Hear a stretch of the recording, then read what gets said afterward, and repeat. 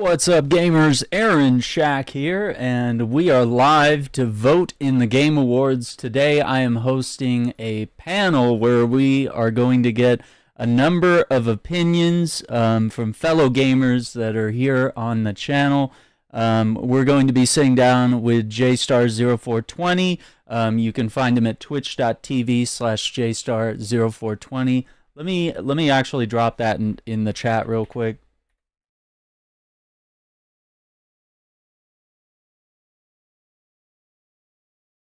And we're also going to have Acting Relic join us as well. So yeah, I'm just going to link JStar there in the chat. Okay, I think we are set with everything I want to pull up and showcase here. Let's make sure all of our chats are fired up. And let me bring in our panelists. Because I think this is going to be a contentious one. We're going to have a lot of discussion here, so it's going to be very exciting. Hello. Hello, sir. How you doing? I'm doing pretty good. Is Jay doing his thing? You tune I'm in not over sure. there. I said hello to him, but I think he might have muted or something. I'm not sure. I know he's doing a stream, so let me see. See what's cracking over there. I was thinking we should probably hold off on voting for Game of the Year until the end, you know? Yep. Yep. Yeah, I'd say go we can't give it away. All the way to the end and work our way backwards. Okay, yeah. That's a perfect idea. Because the first couple categories we're going to get through, because it's just like, do we care about this? Not really. I never care about esports. I'm sorry. I don't even. I just don't follow it. I don't either. Oh, he's doing Grand Theft Auto. Hang on, let me see. Like, if I was invested, say, like, I'm invested in one or two fighting game players, but like major competitive like team esports for League and Counter-Strike, I just don't follow it. Jay, we got you there? Any boots? Oh, I'd also like to point out that the guy who analyzed the moon phases for GTA 6 trailer 2, it appears that he was wrong. You know, it looks like today is come and gone. I mean, I don't know. Rockstar could still drop it within the next, couple hours, but doesn't look like the moon phases are revealing. Yeah, the power of the cosmos is difficult to understand, Aaron. It's very tricky, man. I mean, oof, close one. Would have been crazy if he was right though, because I would have been eating it with all the smack I've been talking. So.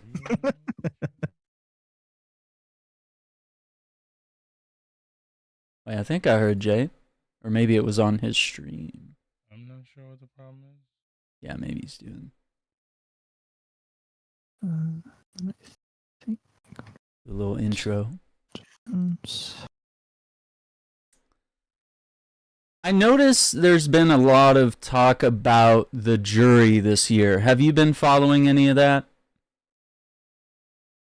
Heard bits and pieces of it about, like, I heard one thing about, hey, say like PC Gamer is on there and they gave Space Marine like a 60. Yeah, I don't think they have any credibility over there Okay. at PC Gamer. And also there's just like journalist outlets that are not gaming. Entertainment Weekly, for example. LA Times. See, I didn't know that part. Rolling Stone, Variety, NPR, The Atlantic, Discussing Film. I get that they post a lot on Twitter about games. There's some overlap between games and films and nerd culture and what have you. But it's like, why is The Guardian or The Mirror posting, like, about games? But there is, the other cool thing is that if you scroll down the list here, there's a lot of outlets from all over the world, and most of them are gaming. Other than Screen Rant. I guess Screen Rant's not really gaming either, if we want to be super critical. Everything. Yeah. Like, they're kind of... Yeah, I don't know. And then you have your accessibility groups at the very bottom here, which is actually really cool that there's so many. The accessibility nominees are determined by a specialist jury of accessibility experts. And you see a lot of things that you hear about online. Can I play that? Steve Saylor, Steven Spawn, all these big names in accessibility. So, I mean, that's super cool that they gave them a spotlight to make sure that realm of the awards has the most credibility. Oh, I think we lost Jay. It's handled by people who understand what it means to properly design a game for accessibility to all users. What's up, Jay? Hey, Jay. Dude, I could not hear you guys. I couldn't say anything. I don't know what it was. Well, I kind of maybe have an idea. Like, I had an incident spam situation. Uh-oh. Yeah, it was weird. So, but carry on. We were just talking about, just a quick little controversy here. I want to get your viewpoint on this. We were talking about how the voting jury here has some kind of controversial journalist outlets here. Like, there's a lot of ones you expect, maybe IGN, Gamertag Radio, Game Ranks, GameSpot, what have you.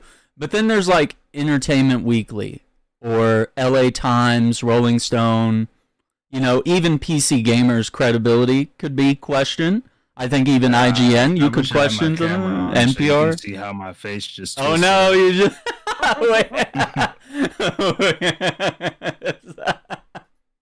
like, first of all, Variety, The Atlantic, Discussing Film, The Guardian. These are press outlets. They're not gaming.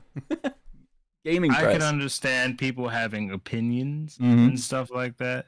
Like, I'm not even sure if we even actually have an official one. I'm not even sure if this VGA even is considered an official one. As like us as consumers are considering this one as an official one, but there's no official consider like how the Oscars or the Emmys are. We don't have a particular one, True. But this would be considered our official one. So they hear people that doesn't even touch the genre until like the past 10 years, 5 years.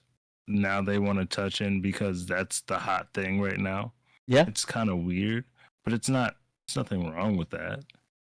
But at the same time, it's like we just ignore them, but who's going to pay attention to them other than I'm not even going to say the average consumer, because even the average consumer knows better than to trust those guys. Yeah. For sure. But yeah, I've been seeing a lot of buzz about that and about, the credibility of the entire awards show now being in question because, now Rolling Stone has input. And Rolling Stone is, that's like a music magazine. That's what it was built on anyway. I mean, I know it's evolved into things, but like, why is NPR telling us about gaming? I've never heard a single thing on NPR about gaming. They may have publications on the website. I'll say this: NPR is like branching out, so I'll give them. They need the funding, man. They're publicly funded, so. And that's the thing, like. Yeah. And they've done well for publicly funded. Yeah. So it's like, you know what? I'll let them have it. That's the one outlet. You'll give them a freebie. All the weird ones, like Variety and stuff, I'll let NPR slide. And we were also just pointing out that if you keep scrolling down, like there's a lot of global outlets. Argentina, Australia, Belgium, Germany, and Brazil, Canada, like all these outlets from all over the world. So that's actually good. But that I can understand because we're solely or majority familiar with what we know in the States. So it'd be unfair to like exclude like India and stuff like that, Japan, because we don't read the same things. That's very true. We don't get the same information as they do. So I'm just gonna leave that area. I would only speak about our. I would argue that most of theirs are gaming outlets, though. Like you can tell by their brand names. So all of a sudden, the American one American and UK seems to be stacked with non-gaming outlets, which is interesting. But it's a weird thing in the US because it seems like they're bashing games while at the same time like pushing games. It's weird because it's like usually Entertainment Weekly. Right? If you scroll down, I'm in a delay. Oh yeah, but like Entertainment Weekly, sure. Well, is it on that page? Like you're on the Entertainment Weekly, LA Times, NYT, New York Times Wirecutter, Rolling Stone, The Atlantic, NPR, Variety, Discussing Film, The Guardian, The Mirror. Yeah, and then it just all sorts of outlets from then on down. And then the accessibility stuff is at the bottom, as well as esports. So they have all the esports, covering esports. Yeah, big brands there and such. Okay. Yeah, so I mean, they actually seem to have a lock on accessibility and esports, and I would argue that other countries seem to have more of a gaming publication tilt than we do, which is just interesting to note. I don't know if it's going to affect anything. I know everyone just likes to call the awards rigged if our favorite games don't make it through. Well, we're at the point where I would say it is. Mm-hmm.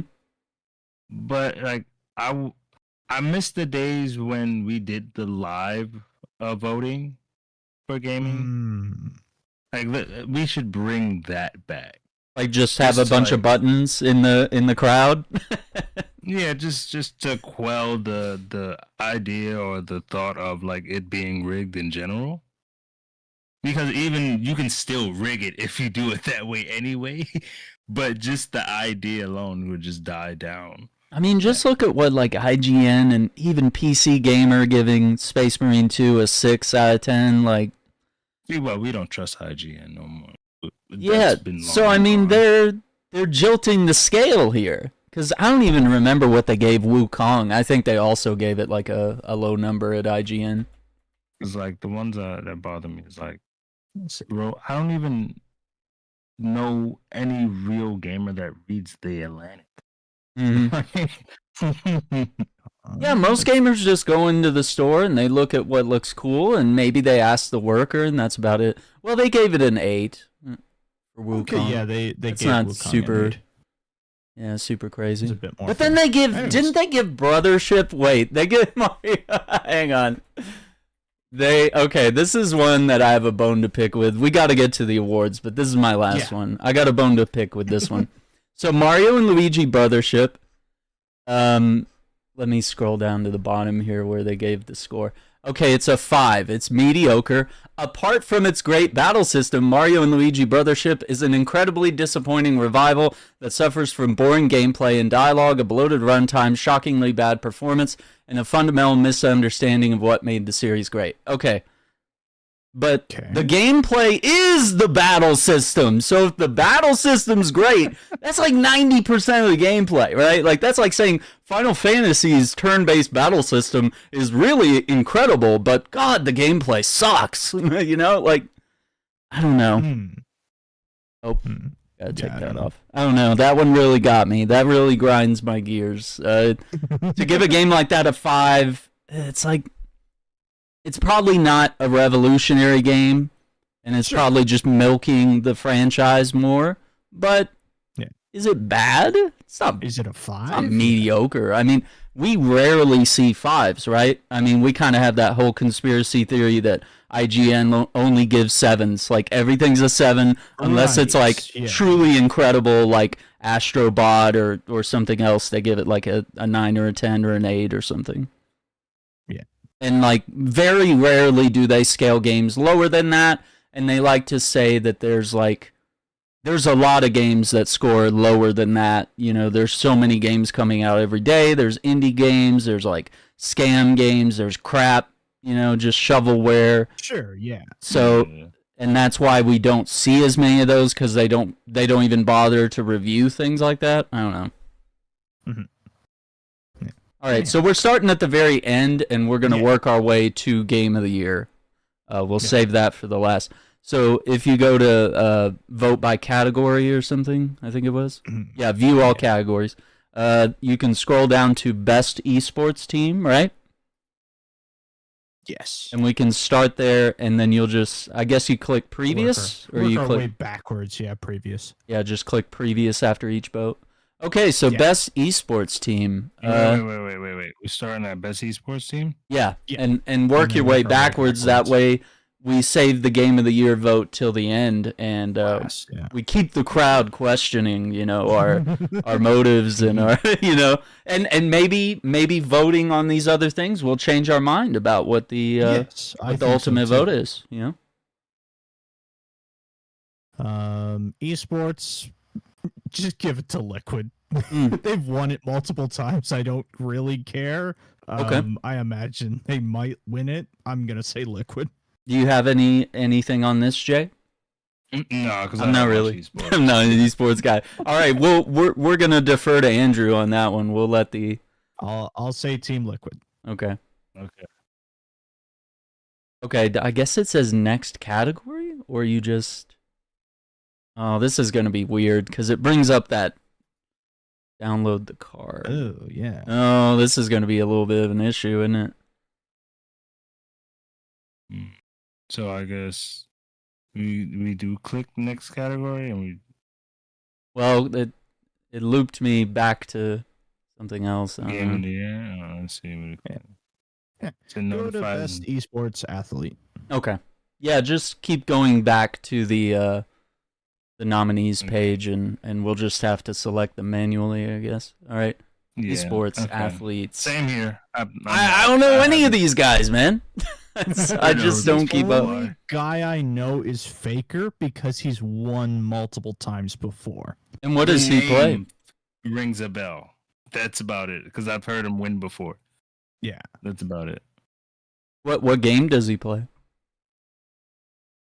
It's either Dota or League. It's one of the two. Oh man, yeah, that's probably why I don't watch that type of.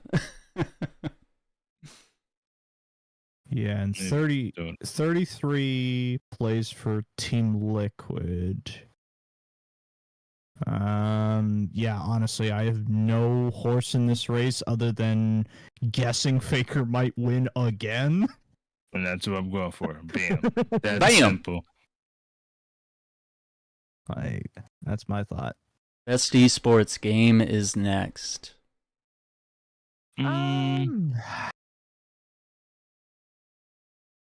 Actually, let's read these out. I realize we might have some audio listeners, or I'm also doing a shorts feed where you might not see all that. It's cropping. Yeah, it's cropping it. Yeah, there's just no good way to crop it in that sense. So best esports game, we got Counter-Strike 2, Dota 2, League of Legends, Mobile Legends Bang Bang, and Valorant.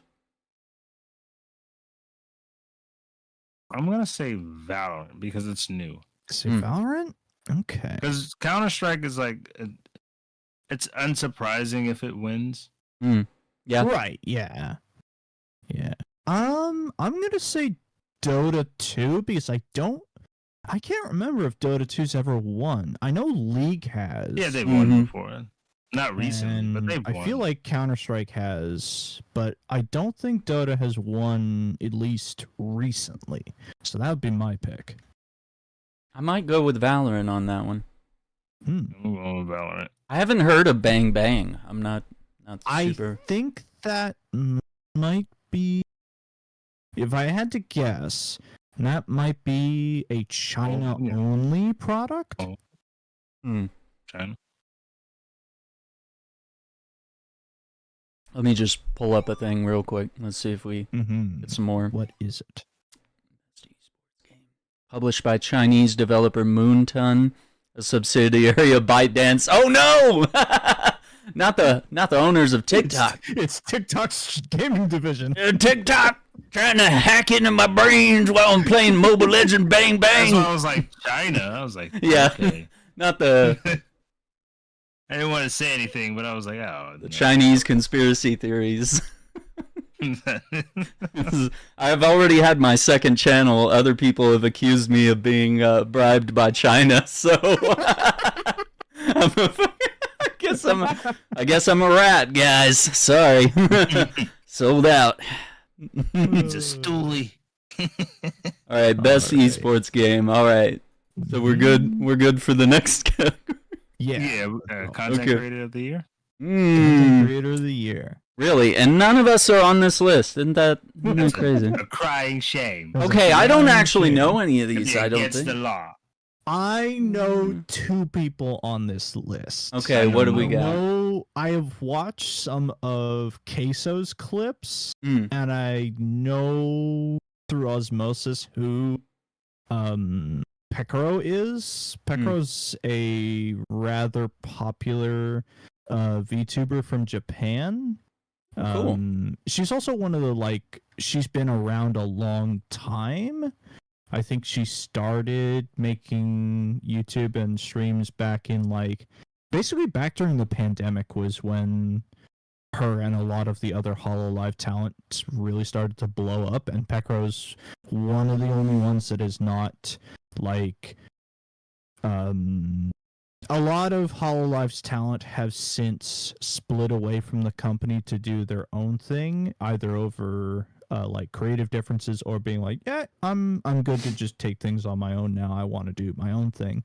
Pekro's one of the only ones where I think she's still with HoloLive. And she's popular enough where you can find branded products with her face on it in Japan. Oh dang. She has her own, I believe she has her own sake. There's a Pekro sake that you can buy. Oh, they love idols over there, so yeah. They do. I respect the lore here. This is cool. Yeah. She's got quite a thing built up. I always thought this category had to be the newest streamer of the year. I never thought it could go to someone that's maybe they've been around a while, but they just really dominated the scene this year. Yeah. So I'll give it to her.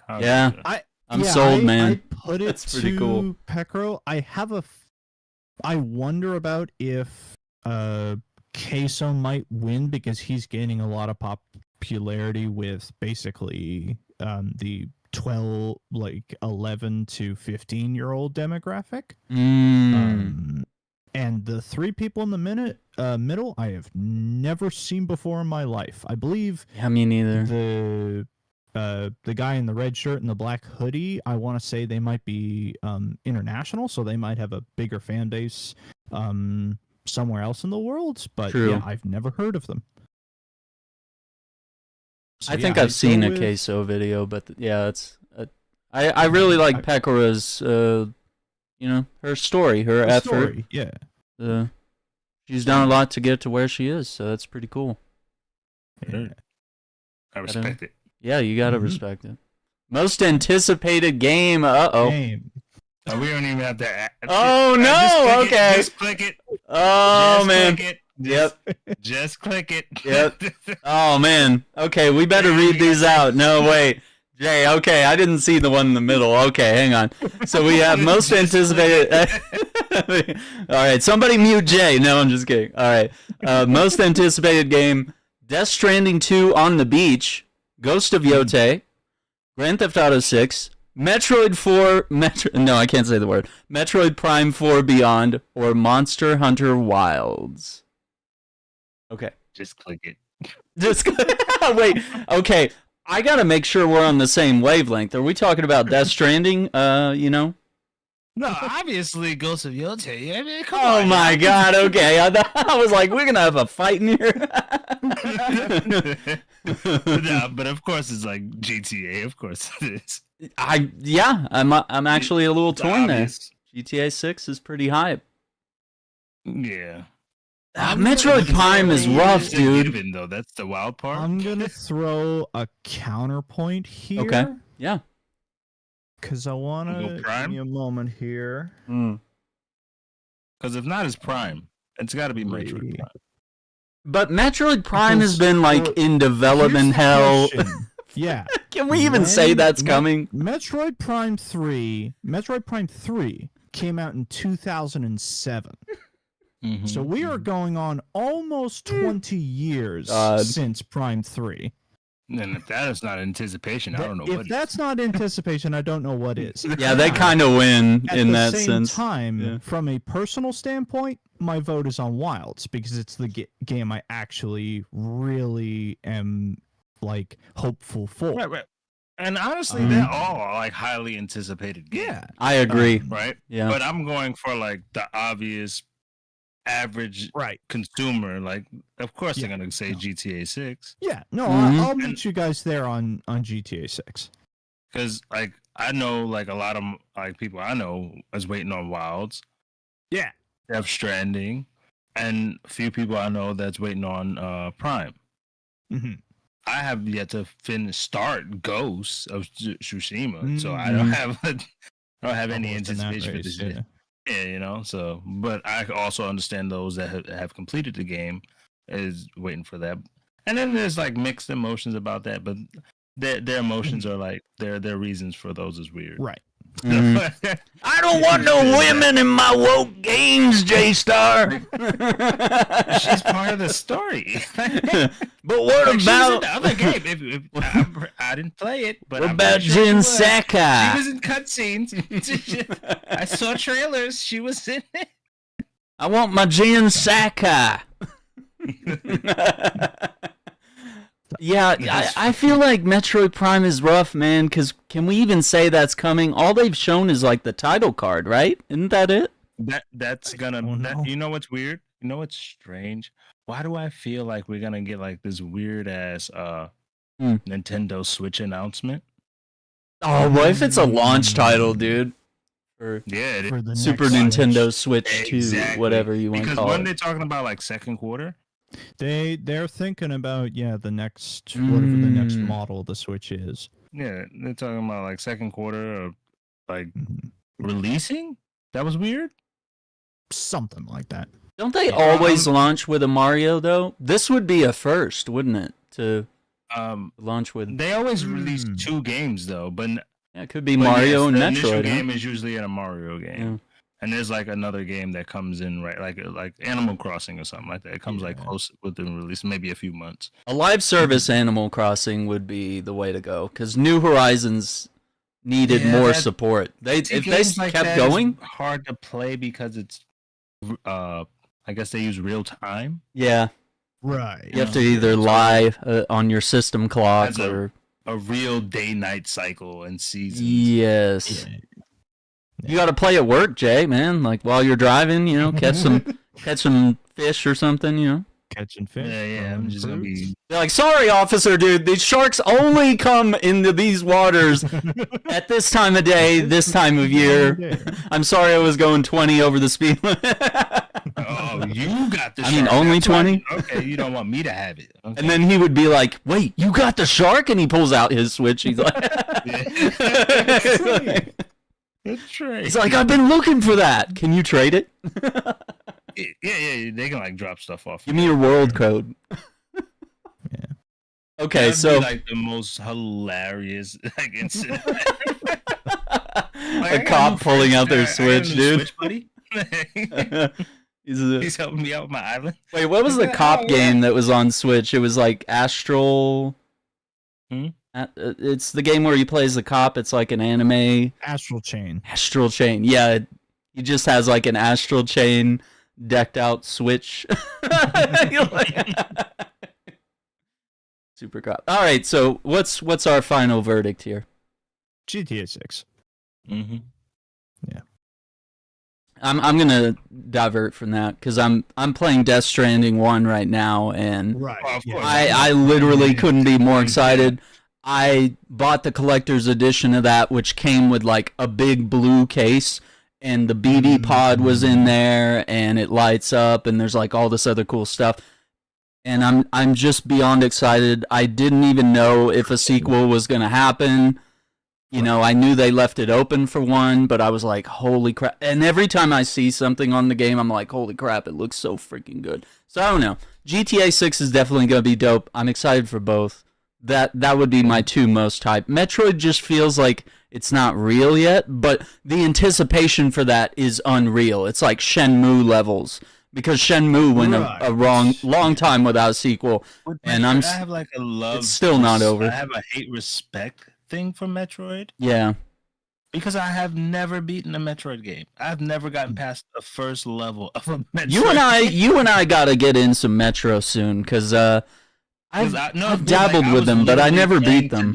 Earlier, yeah, like on my Switch, I was playing the NES version and this Super Metroid. Yeah. Still can't get past the first level. I'm like, oh my god. It's hard. It is kind of hard, yeah.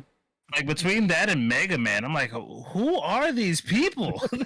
I'm almost done with Dread. I'm playing Metroid Dread, and that's the first one that I've gotten like I 75, 80%. I gotta beat one before I get to Dread. Yeah, I just kind of skipped. I was like, you know what? I gotta find a way to like get in, and if this is my entry point, fine. You know, that's how I feel. Maybe I could find Prime for the game. Oh yeah, I got the Prime remaster for the Switch. I picked that up. I don't know why I just buy games for the Switch without even playing them. I just throw them in a case. See, that's the problem. We got to link up to get our Switches back in order, man. Because we we really do touch our Switches, and we have like pretty decent games for our Switches. Like, cause Nintendo has good party games, first party games.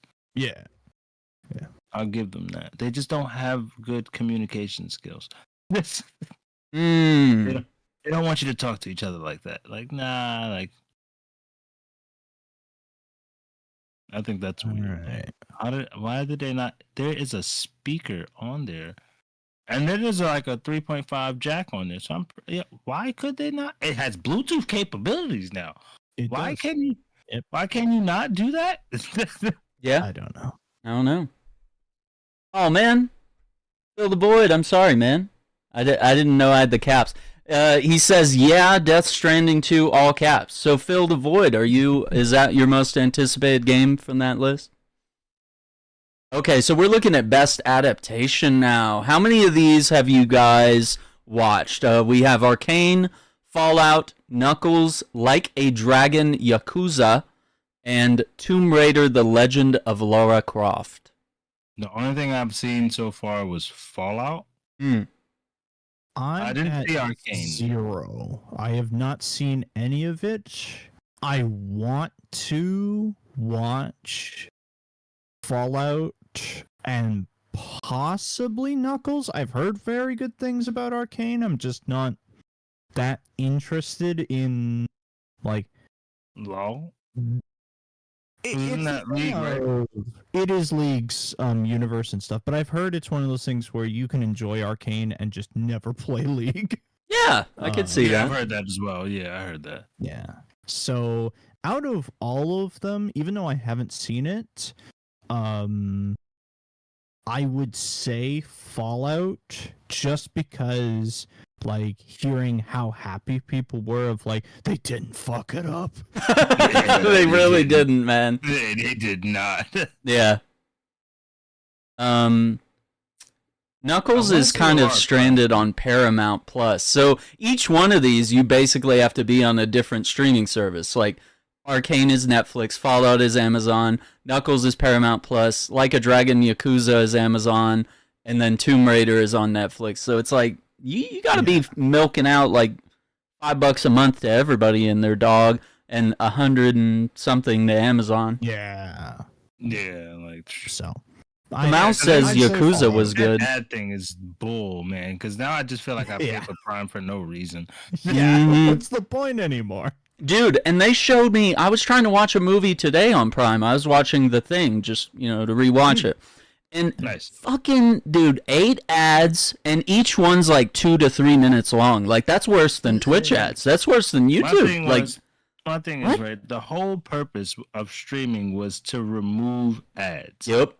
Right. Why do I pay you that much a month? and you got the free. Everybody had a free edition except for Netflix. Mm-hmm. Everyone had a free edition to where as though you had to suffer through ads. You don't have to pay, but you get shown ads. I think that's a fair shake. I thought that was fair. Yeah. But now it's like, I don't care what you pay, you're going to get these ads. See less. Unless you pay more, which I think Amazon got sued for that, for charging more to remove ads. Because initially having Amazon Prime meant that there were never going to be ads, but then they added ads, and now there's a whole separate tier, regardless of them being sued. So, and I'm trying to understand, it's not like, and it was more like a dick move, if anything. Yeah, because it's not like they need the money. You don't need the money, man. We buy so much shit off Amazon. You're Amazon. Like, I got packages coming in every day. You made a studio for shits and giggles. Yeah. Like, you don't need the money. They don't care if their movies sink or swim. They're, Jeff Bezos is swimming in a Scrooge McDuck vault right now. Him and Elon Musk, Fallout was good. It worked. Oh shit. Yep. Let's see. Fill the Void says Arcane hands down. These beat Arcane. To Mouse says Yakuza was pretty good. I don't know. Yakuza's good. It looks good. I would watch it. I just haven't. So I gotta go with Fallout. Yeah. I say. But I have never played a Yakuza next game. Year, Secret Levels. Yeah, honestly, and I hope they pull it off. It looks incredible, dude. Yeah, it looks really cool. I think the Concord episode might be the best. Because it's the only thing I know. Yeah.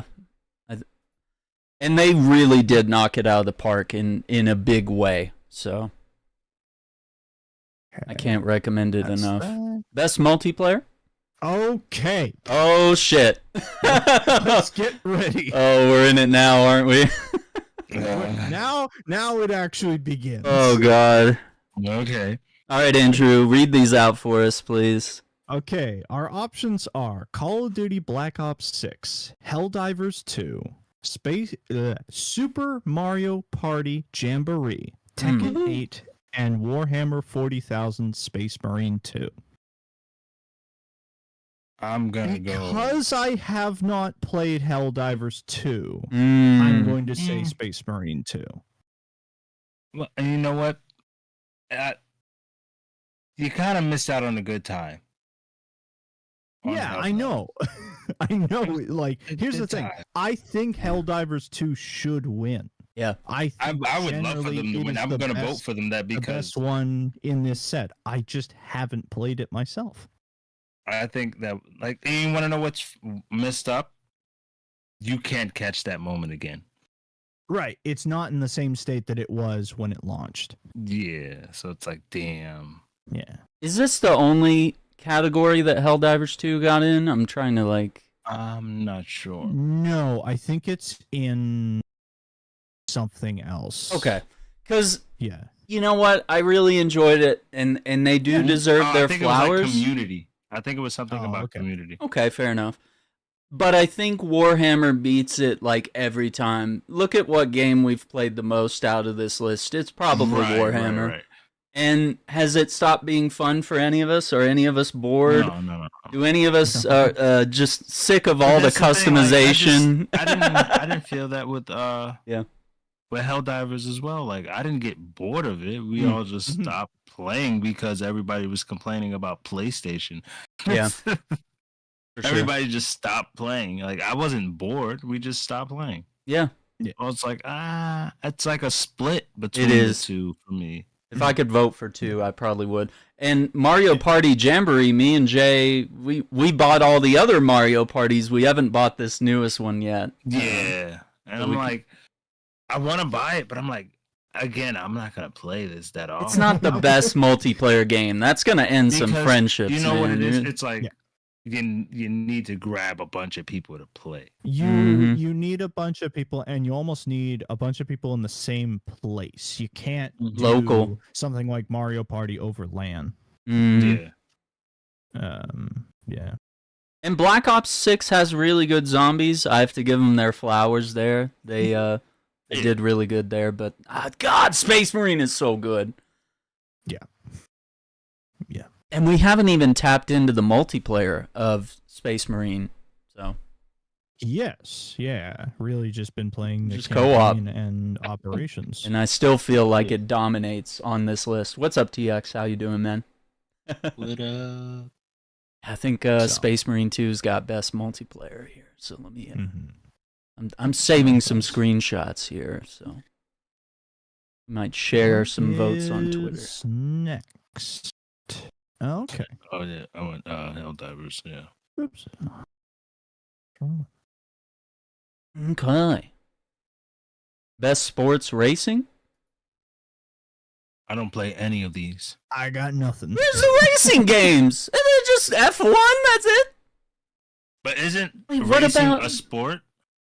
Yeah, it is. But I mean, there's yes. only one. What?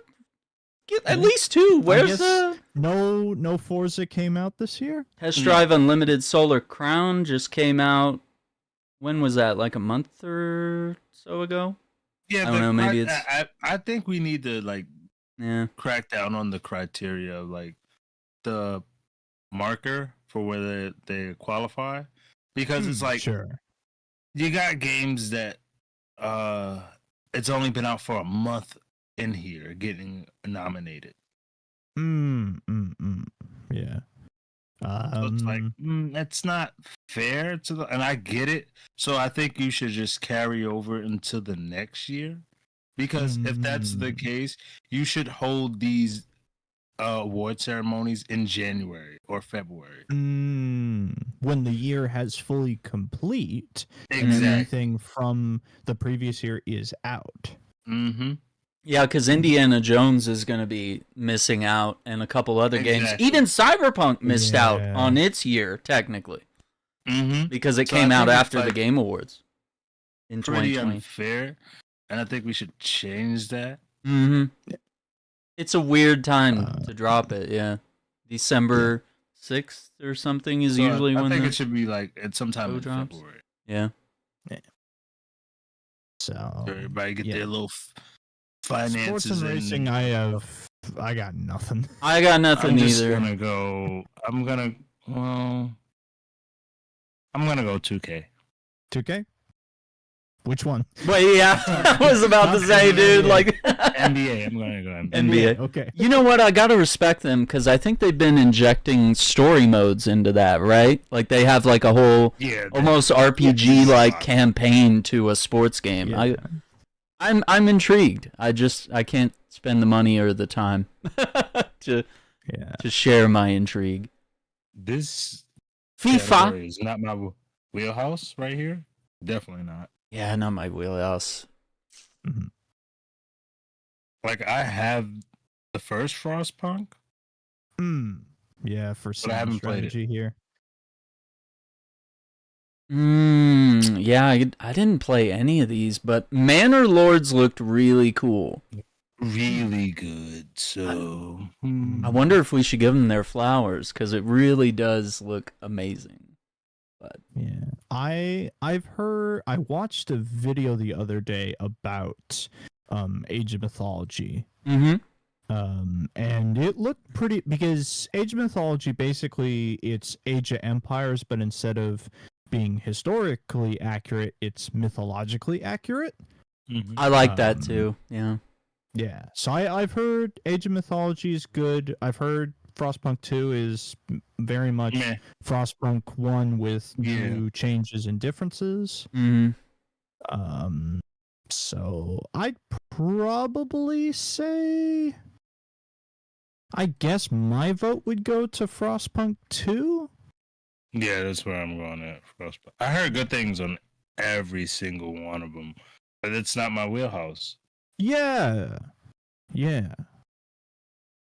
Did City Skylines 2, that was within the last year, I guess. I guess it just didn't get enough acclaim. It also launched very buggy, but I really enjoyed it. But yeah, I'm going to go Manor Lords, I think. The one I'm most intrigued to play, I would say. And then I found interesting, feature-rich, exciting. We gotta hit next category. All right. Best family. Well, the best family is my family, so I don't know. It's okay. Astrobot, Princess Peach, Super Mario Party Jamboree, Legend of Zelda: Echoes of Wisdom, and the Plucky Squire. It's obviously gonna go to Astrobot, but I want to say either Peach or Plucky Squire. Plucky Squire is, it's got a good gimmick to it. Playing in the I haven't played it, but I've inside and outside of the storybook. You're going 2D and 3D, and that's a really cool mechanic. And that's Devolver, man. They're always busting down barriers and making just incredible games that no one else thinks of. Yeah. Yeah, and getting in contact with finding devs and teams that are building weird stuff that are just say, hey, you guys need a publisher that's not going to fuck you over. Right. We got you. Yeah, I support them as a publisher as well. I think they're incredible for the space. I'd say Plucky Squire. Yeah, I'm torn. I'm still leaning towards Astrobot. I'm torn as well. PlayStation. Yeah. A mascot, so I'm gonna still stick with Astrobot. But I wanted, like I say, Plucky Squire is also a decent game. But I'm gonna stick with Astrobot.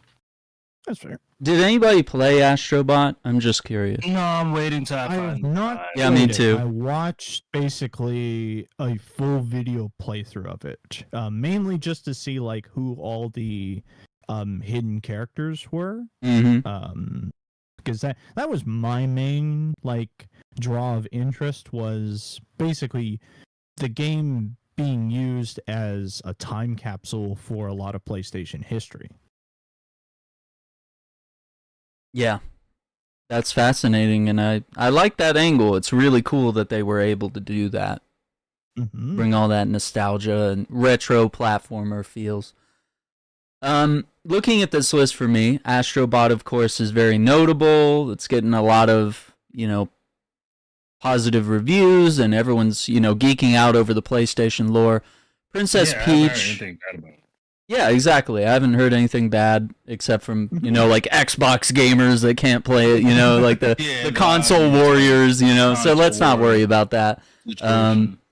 Princess Peach Showtime, I played the demo. This is actually I believe it's a remaster, or remake of a older, a DS game or something, or, and it is really cool, because, it gives her the spotlight, and she gets to be a lot of different archetypes, Chef Peach, right, or Musketeer Peach, and it is genuinely fun, but is it worth that price tag of whatever? I think it's a full price Nintendo game. That's my problem with a lot of Nintendo games. Yeah, they're gung ho on sticking to their baseline price, even their B games, and I would consider Peach and Echoes of Wisdom a B game. Yeah, that's a B game. I'm gonna leave Party as an A game, because even though I consider it a B game, because it's a second, it's not it's a spin-off. Mario, yeah, it's a spin-off game. So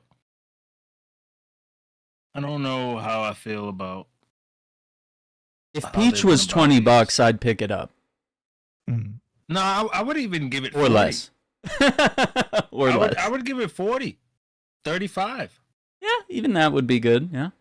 Because they're now hitting that $70 threshold. Yeah, so I'd that say hurts. 40. And then, oh man, wait till we see these. That's gonna be the norm, because remember that Switch too. Yep, very true. Mario Party Jamboree, that seems like a great family game. Especially if you get everybody in the room. Oh yeah, most. That sounds true to the category. Now, with Echoes I'm of... change it to Jamboree. I'm going to change mine to Jamboree. I know. That's why I was we have to look at the name of the category. We could say, Astro or Plucky Squire is the best game, But like, does Plucky Squire, is that co-op or something? I don't know. They have like I'm not 4. sure. They have 4 characters, and that's kind of misleading. But I thought it was single player. I don't know.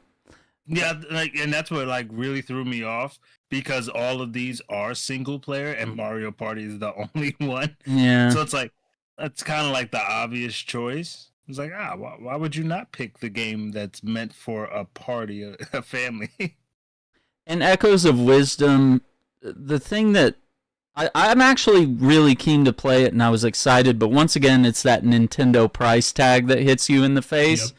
Same. I think that's also the $40, $35 price range. But I feel like there's a mistake here with her just creating clones of stuff. She just hypnotizes enemies or spawns beds that she can jump on to climb areas and stuff. Like, that's really the depth of everything, is like once you realize what the best thing is to clone or to create an echo of or something like that, it's like the game just becomes samey. And it's not really about attacking with like magic. You gotta, once you figure out the mechanics, you gotta find your fun. And there's really just like a, what do you call it? Like there's just one core ultimate mechanic, a meta, essentially, in a single player game, which is kind of demotivating because you want the game to be like exciting and there to be like multiple things. When you play as Link, you can use the sword and shield, you got the boomerang, the grapple hook, the bow.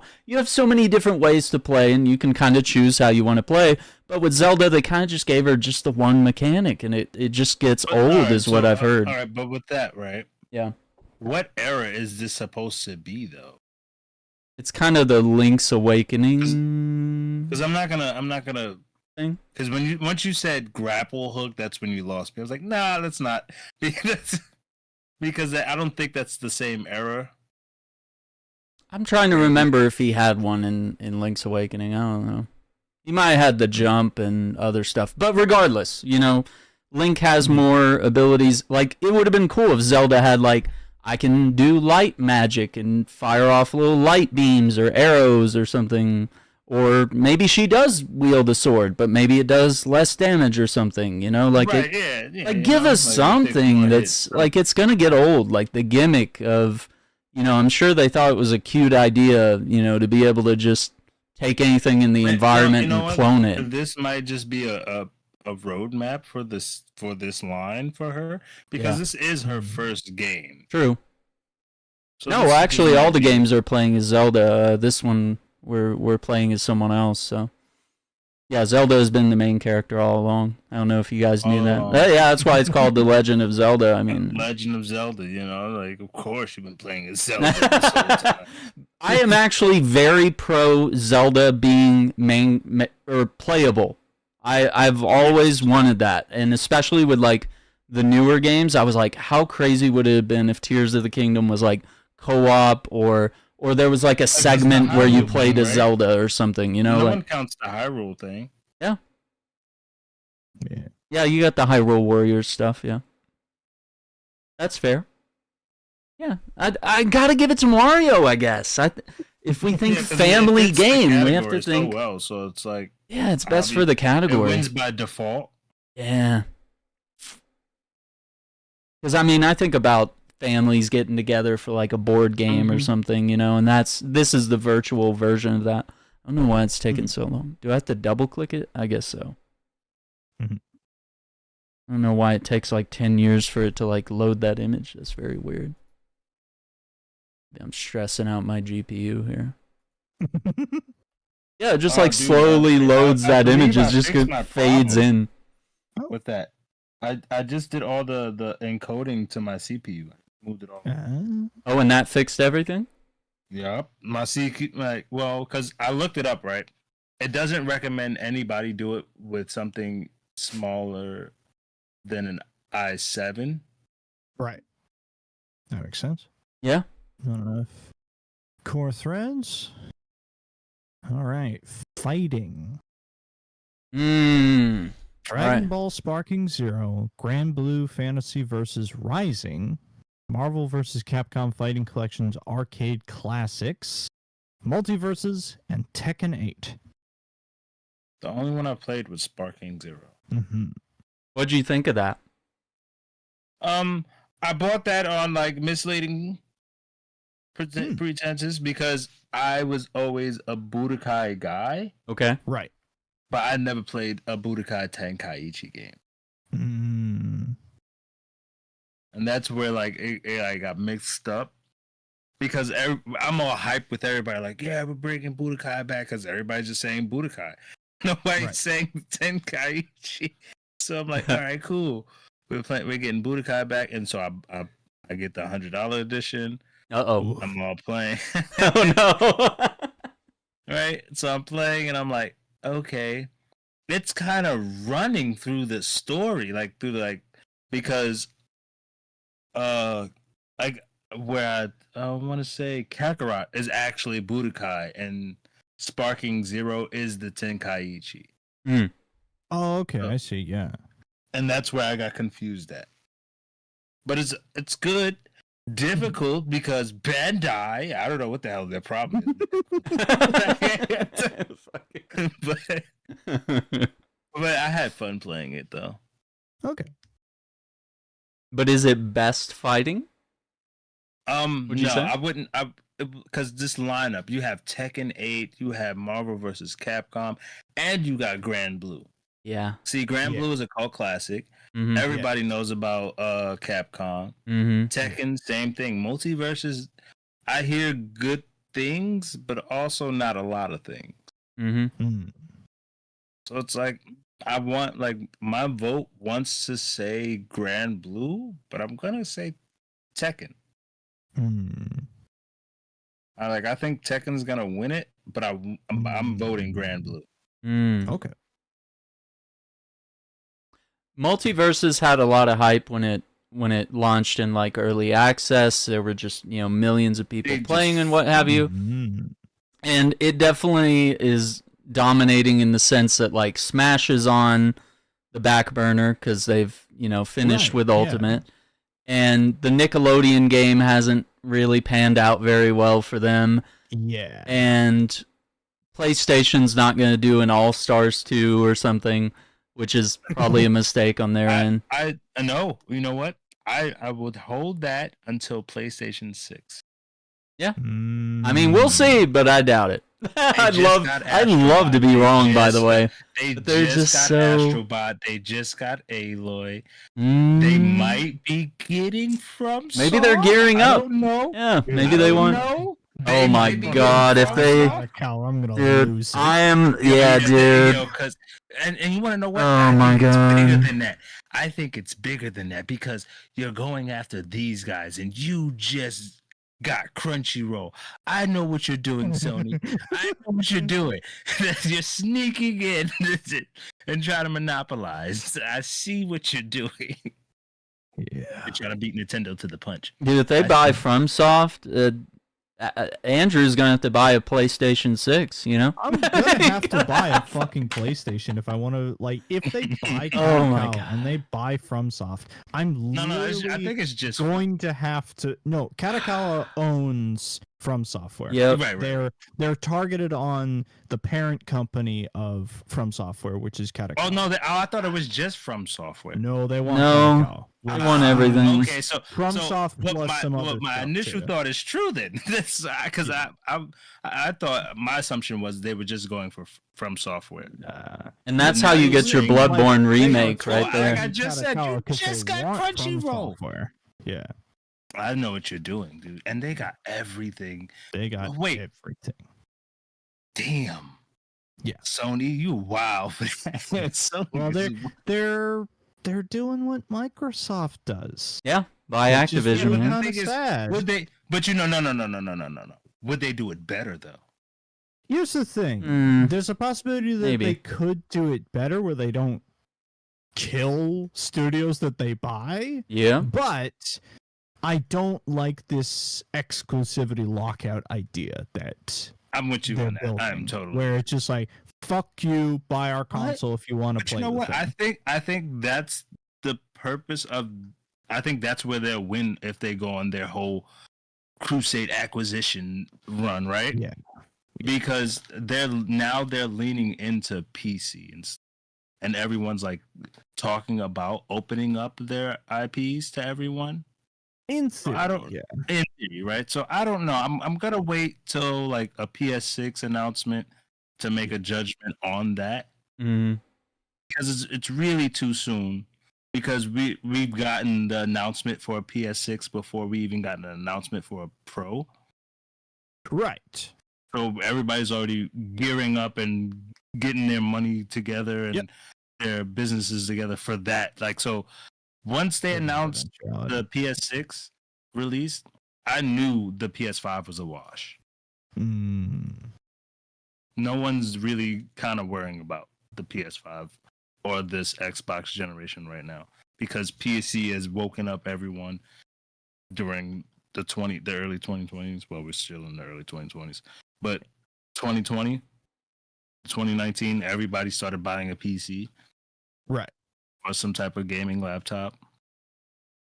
So I think like it's gonna change to where as though you're gonna see things in other places, and it's gonna be surprising.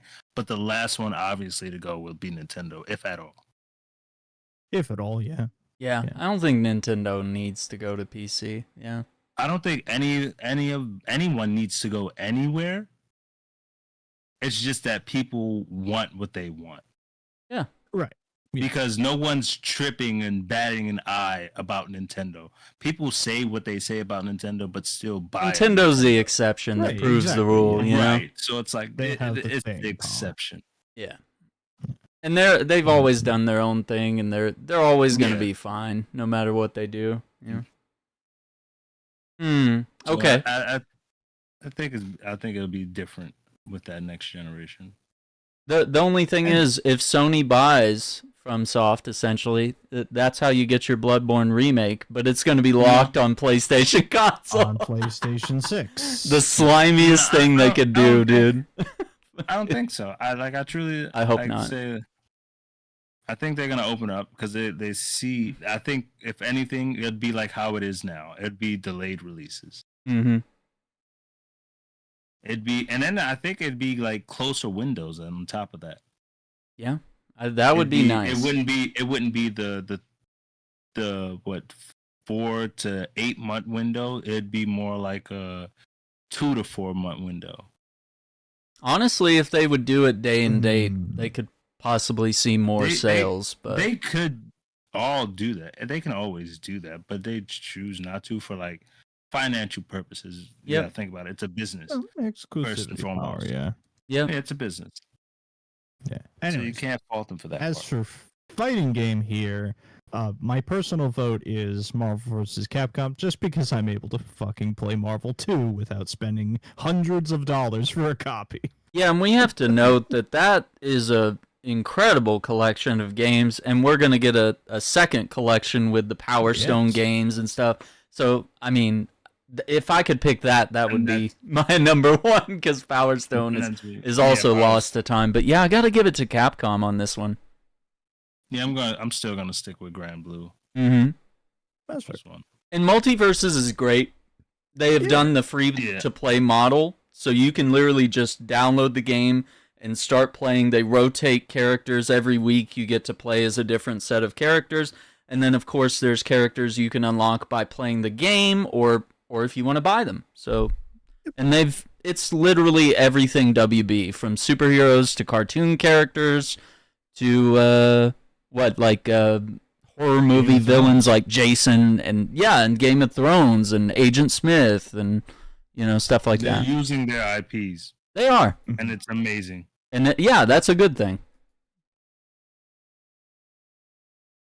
So I gotta give them their props, but like it has kind of lost its steam, and it feels like nobody talks about it anymore.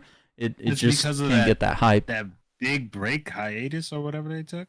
Yeah, I mean they needed to though, and it's unfortunate, but and that was the thing. Like if they knew that beforehand, so why even bother? Yeah, releasing prior. Like, ooh boy, Next category, gamers. All right, how fast we want to just click the one that we all played? The thing that literally consumed hours of stream time between all three of us. It's true. All right. So, but this is like, and this is the thing I brought up earlier, right? Games like releasing within a month. Metaphor just came out weeks ago. Right. Yep.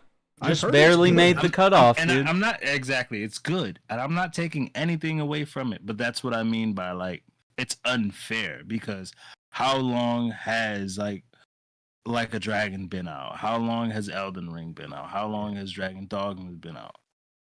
Yeah, and Dogma 2 and Rebirth came out within weeks of each other. And then because you have the world that's Persona fans and play Metaphor, right? Yeah, they're gonna all vote for that. Yeah. That'll probably win if it kind of Elden feels Ring slighted doesn't. to the rest of the nominees in that situation. So that's why I say like you kind of got to move that and give everybody that room. Because I understand like what Erdtree was in June or something like that. August. Yeah, when was Shadows of the Erdtree? This year's been a blur. Let me look that up.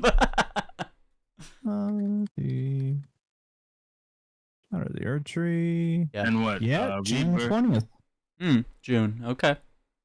Rebirth was somewhere around the same time. Yes. Like a Dragon was like in the spring. Dragon Dogma just recently came out like a month or two ago. March. March? Oh shit. Dogma 2 was March. What am I thinking of? While. Was that Baldur's Gate? I'm thinking of Baldur's Gate. No, Baldur's Gate was last year. And Final Fantasy VII Rebirth was February 29th. That's what hurt me so bad. It was like Final Fantasy VII, Rise of the Ronin, Dragon's Dogma 2, Stellar Blade. They were all just like, boom, boom, boom, power punch. Like, what? Yeah. So it came out. Fuck my wallet. Screw my time.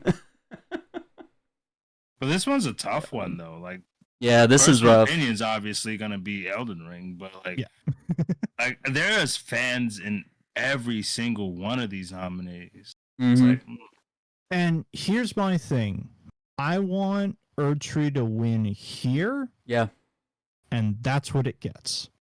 It gets best RPG. All the other categories that it's in, we can have a discussion, but I think in a personal sense, it can have RPG, but the other ones need further discussion. Yeah. Yeah. So yeah, we're gonna click the thing. Yeah. I sailed in Ring Shadow of the Erdtree. I really enjoyed what I played. Were picking Metaphor. Man. Oh my god. Oh my god. Now, Dogma 2 was a lot of fun, but the performance really kept me Dogma 2's and my schedule. Fun, but it's still unoptimized as fuck. God. And Rebirth is great. I need Dogma 2 Dark Arisen, which is director's cut optimization and patch plus the DLC area. Oh god. Once we get that, that game becomes like. So maybe for what is it called? Where they best ongoing game. Maybe it could get a Cyberpunk Phantom Liberty nod next year. Yeah. Ugh. Rebirth was great too, but like, dude, I played like 3 to 5 hours of that game and I felt like I got nowhere. Like I was side questing, open world, and it's beautiful and it's great and it's everything. It's just like, dude, every single game from Dogma 2 to Rebirth to Stellar Blade, all these games and Rise of the Ronin, they all came out in their massive like 80-hour time sinks, every single one of them. And also, Erdtree is the dude. We spent hundreds of hours in Erdtree. Yeah. We spent hundreds of hours in Base Game, which is also Game of the Year. So I feel like it is the best RPG, hands down. Yeah. Damn. Yep. I say let's table the discussion on that for, when we get to the top. We might have more thoughts about Elden Ring when we get to the top. Okay.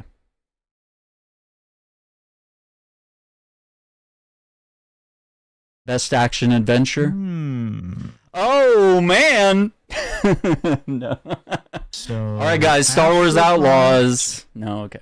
Go ahead. Prince of Persia, Lost Crown, Silent Hill 2, Outlaws, and Legend of Zelda: Echoes of Wisdom. Now, I want to point out our sub point to the overall category, which is for the best action adventure game combining combat with traversal and puzzle solving.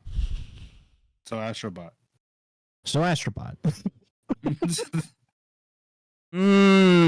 like, here's the thing. Yeah. I don't really see Silent Hill 2 as an action adventure game. It's a survival horror game. It should win horror. Yeah.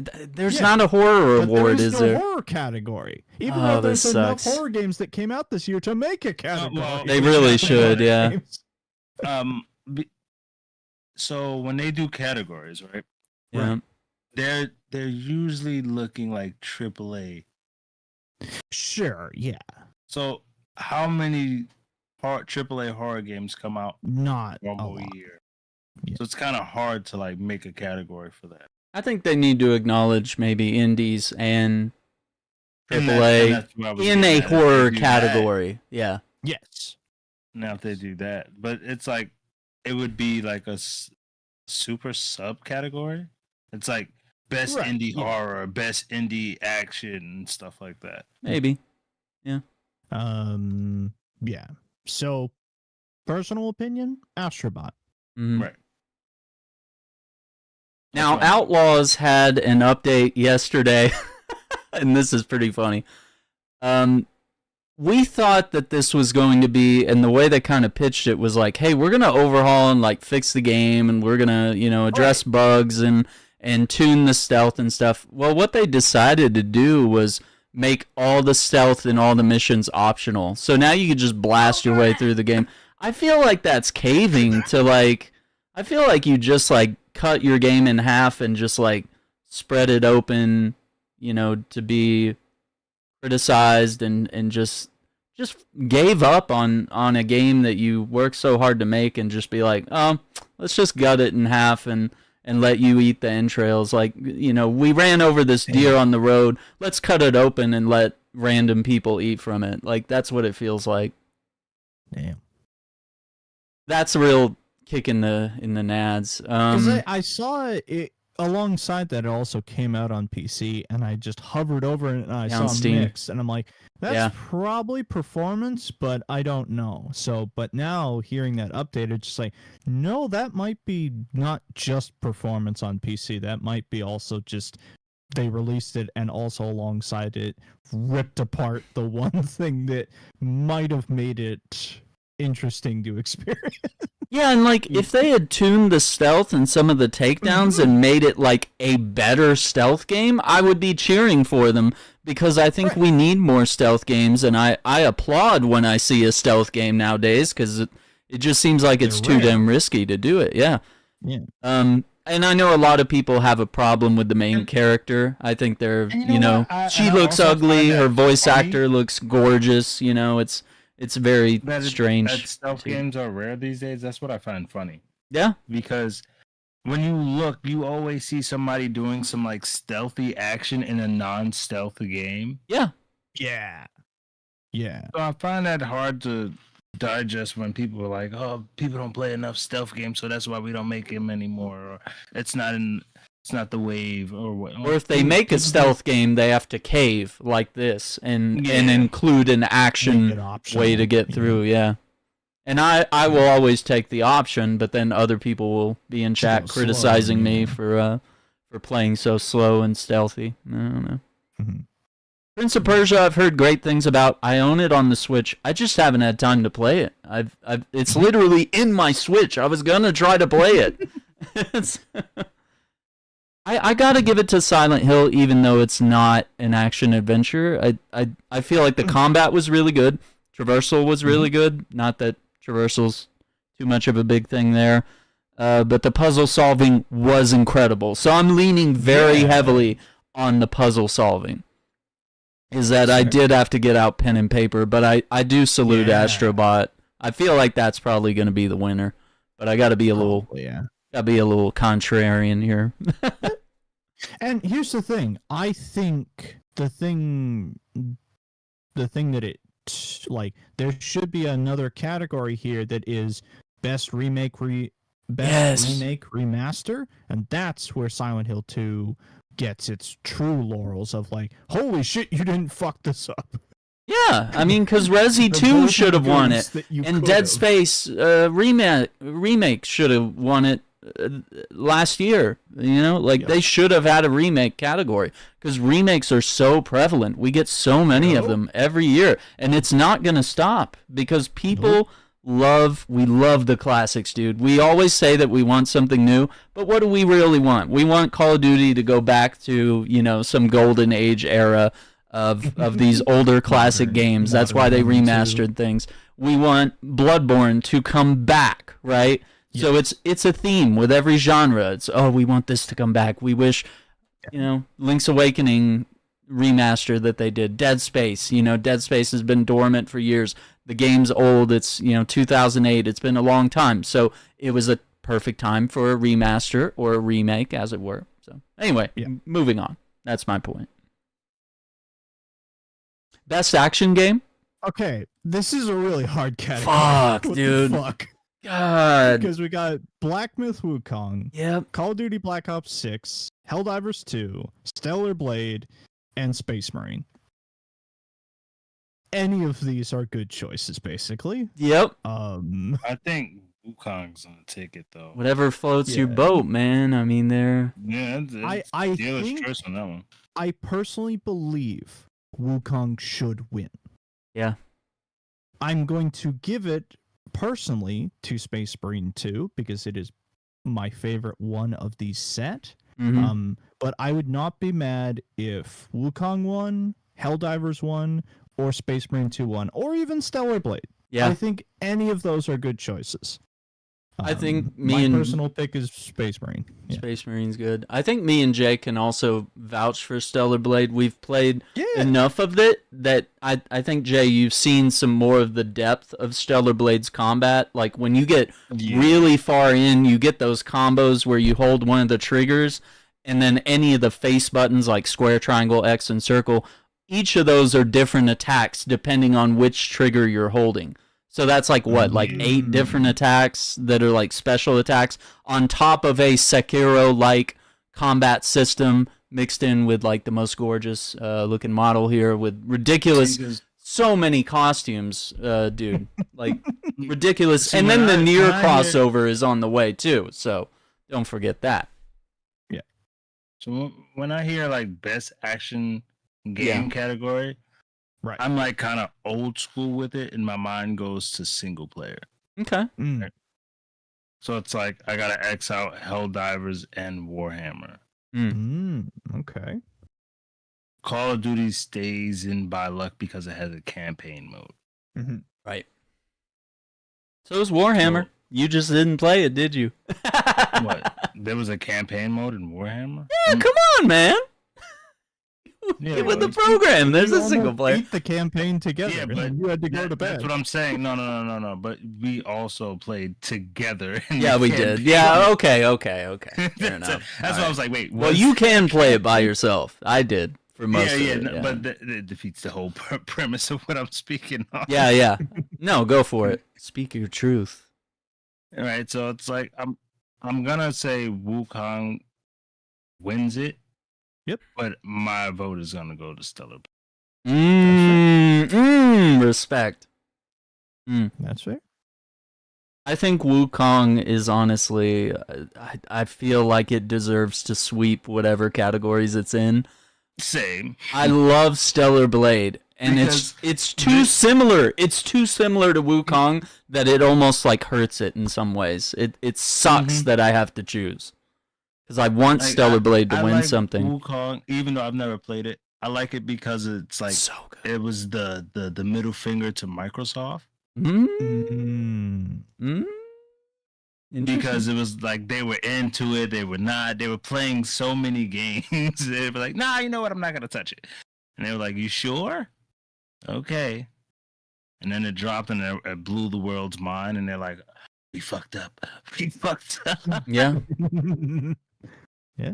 No, that's fair. And Space Marine 2, I think there's no better feeling than when you deflect an enemy and you shred him to bits. The subtitle to this category is for the best game in action genre focused primarily on combat. Right. If you're going to talk about the game that has combat to the grand extent, Space Marine has a lot of that. It's war, dude. It's shooting, it's slashing, it's swords, it's shields, it's everything you want. Blood and gore. Yeah. So my personal pick is Space Marine 2, but I am perfectly fair if for Black Myth or Stellar Blade. I think both of those are good picks as well. Yeah, I'm gonna go Black Myth on this one.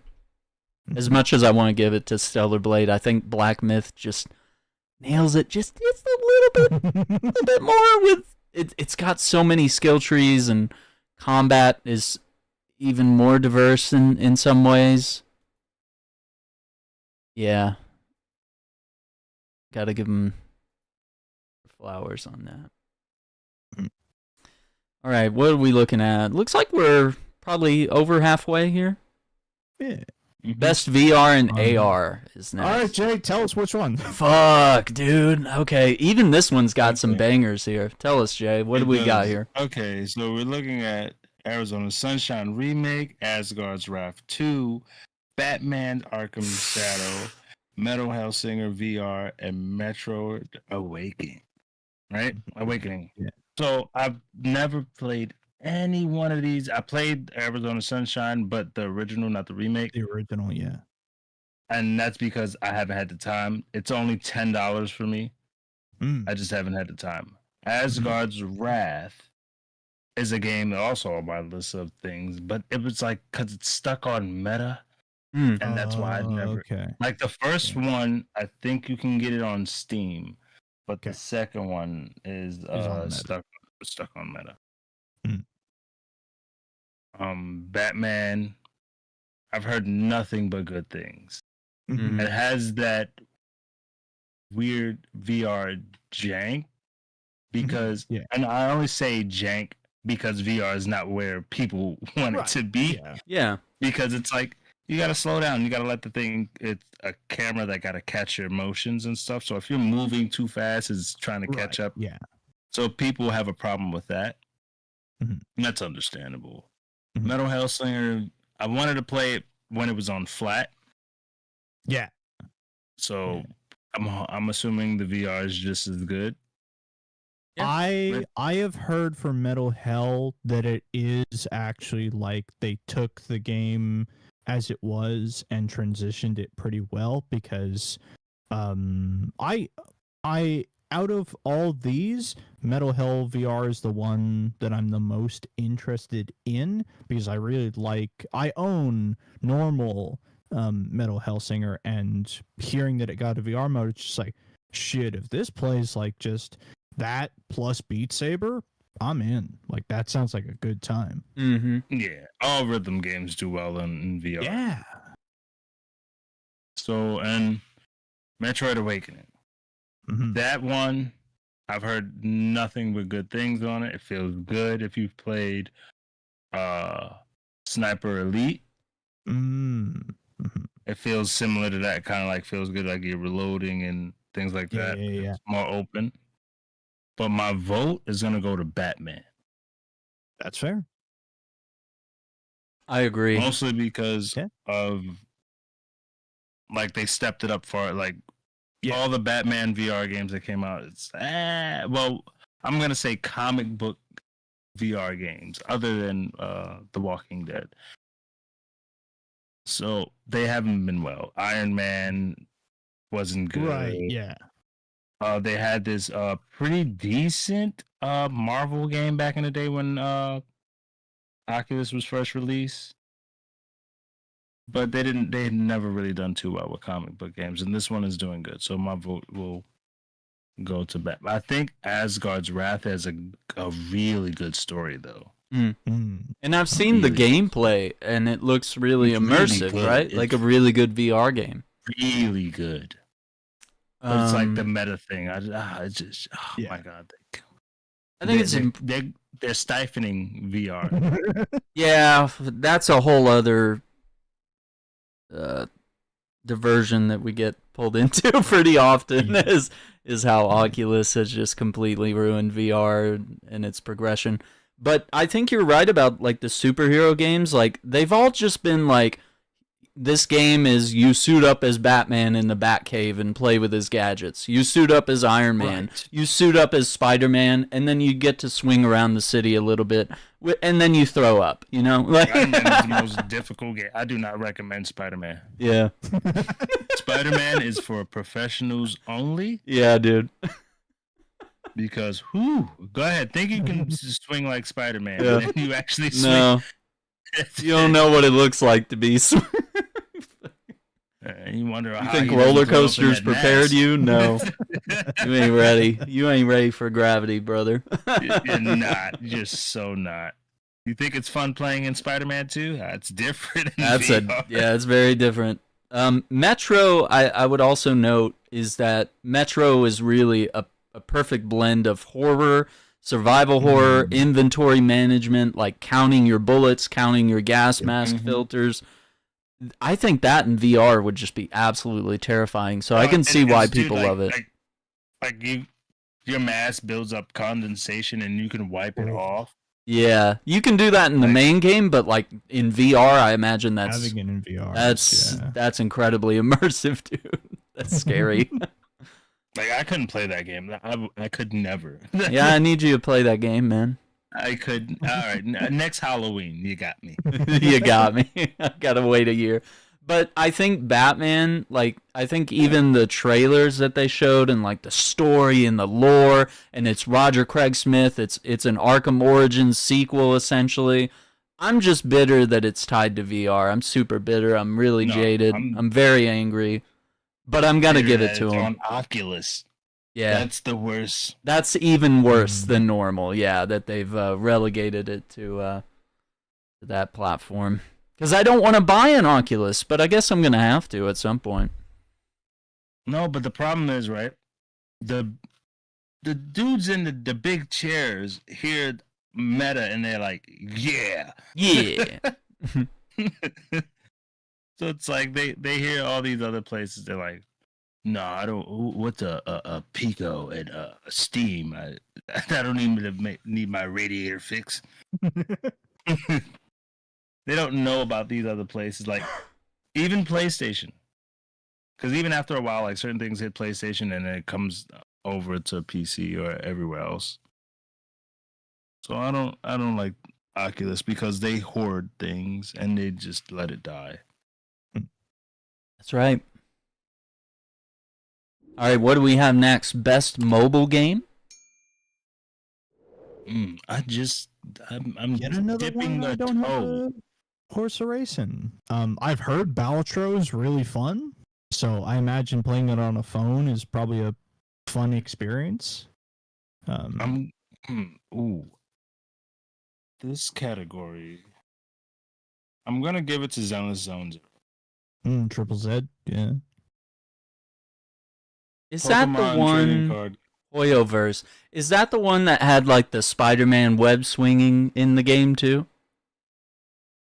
Wasn't there an anime game that was like copying all that shit? And that is that a different game? It's not out yet. Okay, it's not out. Okay. That I'm waiting on. That one looks good. It really does. I'm waiting on that one. They are kind of stealing, but like I love to see it in a way. Yeah, steal from the best, man. Right? Maybe they also will get like a small fine. Oh my god! Oh no!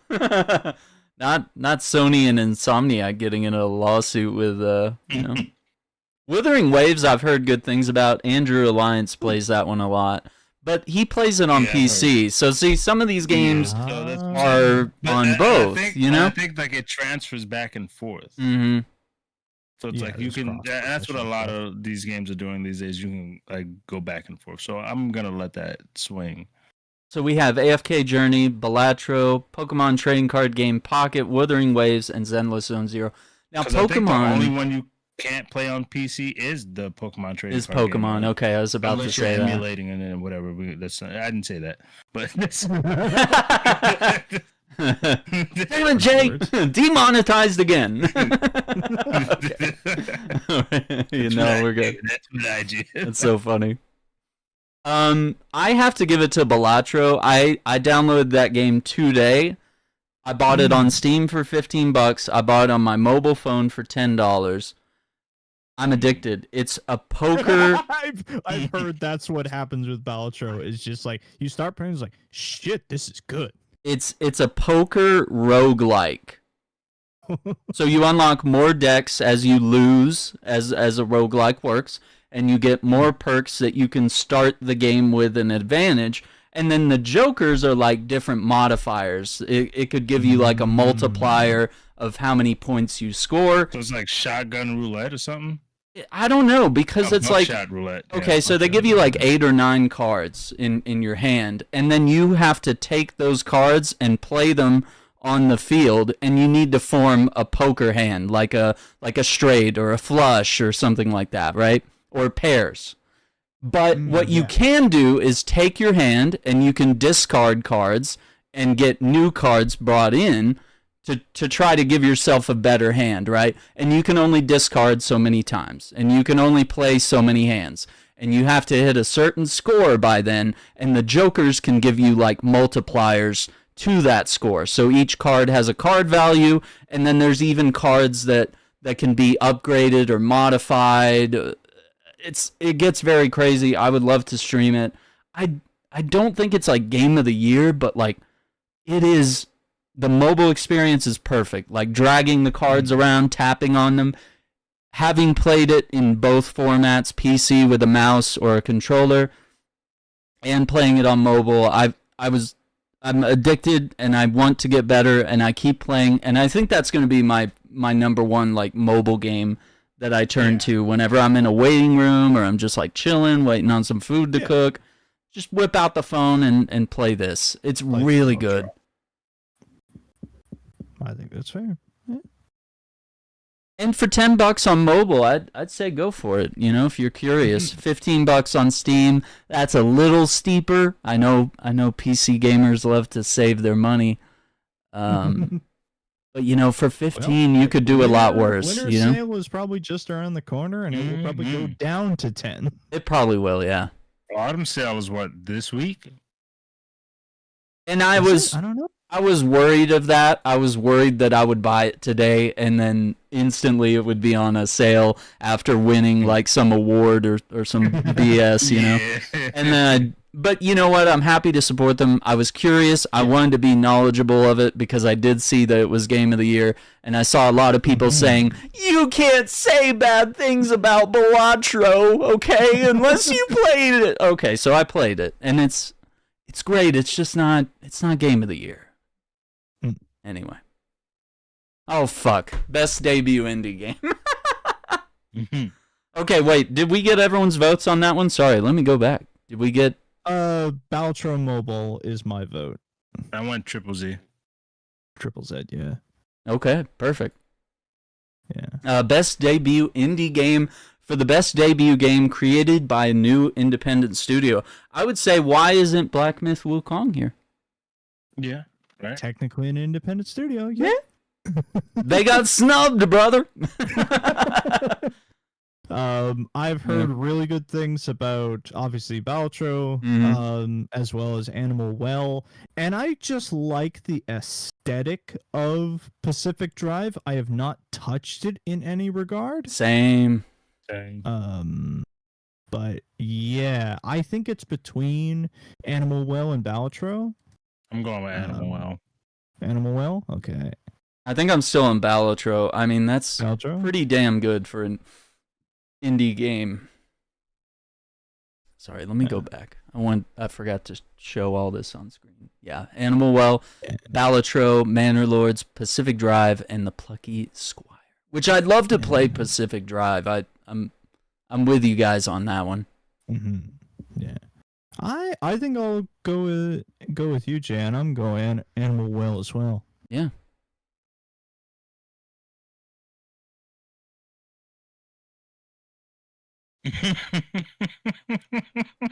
Uh-oh. What? I haven't even clicked the next category. Okay, hang on. Let me see. Oh, no. Best independent game? Is that where we're at? Yes. Oh, come on, man. Like, this is just the same shit all over again. Very much the same. God. For outstanding creative and technical achievement in a game made outside the traditional publisher system. I'm going UFO 50. Okay, so I've got heard really good things about UFO 50. Okay, so we got Animal Well, Balatro, Lorelei, and the Laser Eyes. Never! And UFO 50. I've never heard of never. Hang on, let's bring up UFO 50, because, like, this thing... 50 single and multiplayer games that span a variety of genres from platformers, shoot-'em-ups, puzzle games, roguelites, RPGs. Our goal is to combine a familiar 8-bit aesthetic with new ideas and modern game design. I think this wins. Because it's literally, like, you look at it, and it's trying to be so many different genres of games. This is literally, like, if you wanted to compete with this game, you'd have to buy a NES, and you'd have to spend hundreds or thousands of dollars buying several different games, you know, each with just one mechanic and one gameplay style. I mean, this is dungeon crawling. It's, you know, it's got sports games. It's got, you know, cowboy shooter games. It's got Doom likes. It's got your Space Invader type stuff, your beat 'em ups. Like, it's everything. It's creative in that way. So I think I gotta applaud him for that. Very positive, overwhelmingly positive on Steam. Yep. Mossmouth made it. Mossmouth, didn't they do Spelunky? I believe so. Yeah, Spelunky 1 and 2. Yeah. Yeah, man. And I'm addicted to those games too, to be fair. UFO just because it has UFO in the title. Oh, come on! Come on, Turbo Dad. You got me. I think UFO 50 is a good pick. Oh, Turbo Dad is clued in here. Are the rumors true, Shaq? Are you a Chinese spy, Lamau? I can neither confirm nor deny because, you know, my ByteDance check would be in question, you know. But I, for one, support our overlords, and I for one, really love Ubisoft and China, okay? Credit score go up. Yeah. Cha-ching. Oh, God, that's terrible. Okay, what do you guys think about best independent game? UFO 50. Yeah, definitely. Did I sell it really well, or were you just... I've heard, like, that it's good to the point that a single game from it can capture, like, 4 to 5 hours of you playing it. And that's 1 out of 50. That's a lot of value, man, for sure. Yeah. Let me make sure I have that on my wish list. Buying those cheap game systems that have like a bunch of games on it. But these are actually good. And it's $24.99 as well. So I mean, it's there are no duplicates. Yeah, no duplicates. Yeah. Shared split screen PvP and co-op, single player, controller support. It has remote play together on Steam, so you could technically get around the shared split screen stuff. This would be a fun game night game, yeah. Just like, and for people like us that may have grown up in the retro era, have we all played like NES and SNES and, you know, Atari games? Is that fair to say? Yeah. Still have my Genesis in the box. Yeah, there you go. See? He never played it. No, I'm just No, I did play it. He's like, I never broke the seal. My AV cables. Actually, that's why I haven't been using it. Hell yeah. Okay. Yeah. So that's a wrap. That did feel like a repeat category, but I'm glad we noticed UFO over there because they're really doing something different that no one else is tapping into. All right, best community support. Oof. All right, we have Baldur's Gate 3. Recognizing a game for outstanding community support, transparency, and responsiveness, inclusivity of social media activity, game updates, and patches. So No Man's Sky? I don't know if it's this year, because Fortnite. So if it's not going to be No Man's Sky, it's got to definitely be Fortnite. What do you guys think about Helldivers 2? Or is that a thing if they shot themselves in their own foot? Killed it. Yeah. They just sort of eliminated themselves out of this. Yeah, they did that to themselves. So that's why I say either No Man's Sky or Fortnite. I would have definitely went Helldivers too. I think it's more Sony's fault though than Arrowhead. This is Arrowhead's acknowledgement here of them trying to be transparent, and they are trying to fix the game, and they are still interacting with the community, and their vehicles are coming soon. They gave us the mechs. We had the Helldivers Day with the Constitution rifle with the bayonet, single shot, old school rifle. I'm still gonna give it to them because I feel like they did have that big scandal, and it was probably handled poorly, and it's not entirely their fault. But management did acknowledge that they knew that was an issue about the PSN sign-ins, and they just chose to kind of ignore it by turning that feature off temporarily, but they knew they would have to re-enable it because it's a requirement from Sony. And notice, we've seen that in Sony games since then. We've seen it in Ghost of Tsushima and God of War Ragnarok on PC, but no one got upset because it's not the same deal, right? It's not the same game. It's not the same genre, whatever the excuse may be. So some of it's poorly handled for sure. I just don't understand the hate, though, for that. Yeah. I don't either. Because everyone has their own launcher. Mm-hmm. Why when Sony did it, everybody was like, hey, what the hell? No, what are you doing? Stop that. Yeah. I don't get it. I get no one says that with this sign up you must buy a PlayStation. Nobody said that. Yeah. I will probably say Fortnite, even though I have not played a lot of the most recent seasons. They've kept the game in a good state of things with all their new updates, and they still continuously get new. The trouble is that this is community support. The next category over is ongoing, and I'm trying to split those two into two different things. Yeah, that hurts. All right, so I'm gonna give it to Helldivers, and then give it to them on the next one. I would also like to point out, community support, transparency, and responsiveness. Why the fuck is Space Marine 2 not on this list? Yeah, they have been. I would have voted for them, very honestly. Honest, very transparent, and pretty the honesty is the core part of hey, we want more things. It's we do too. It takes a long time.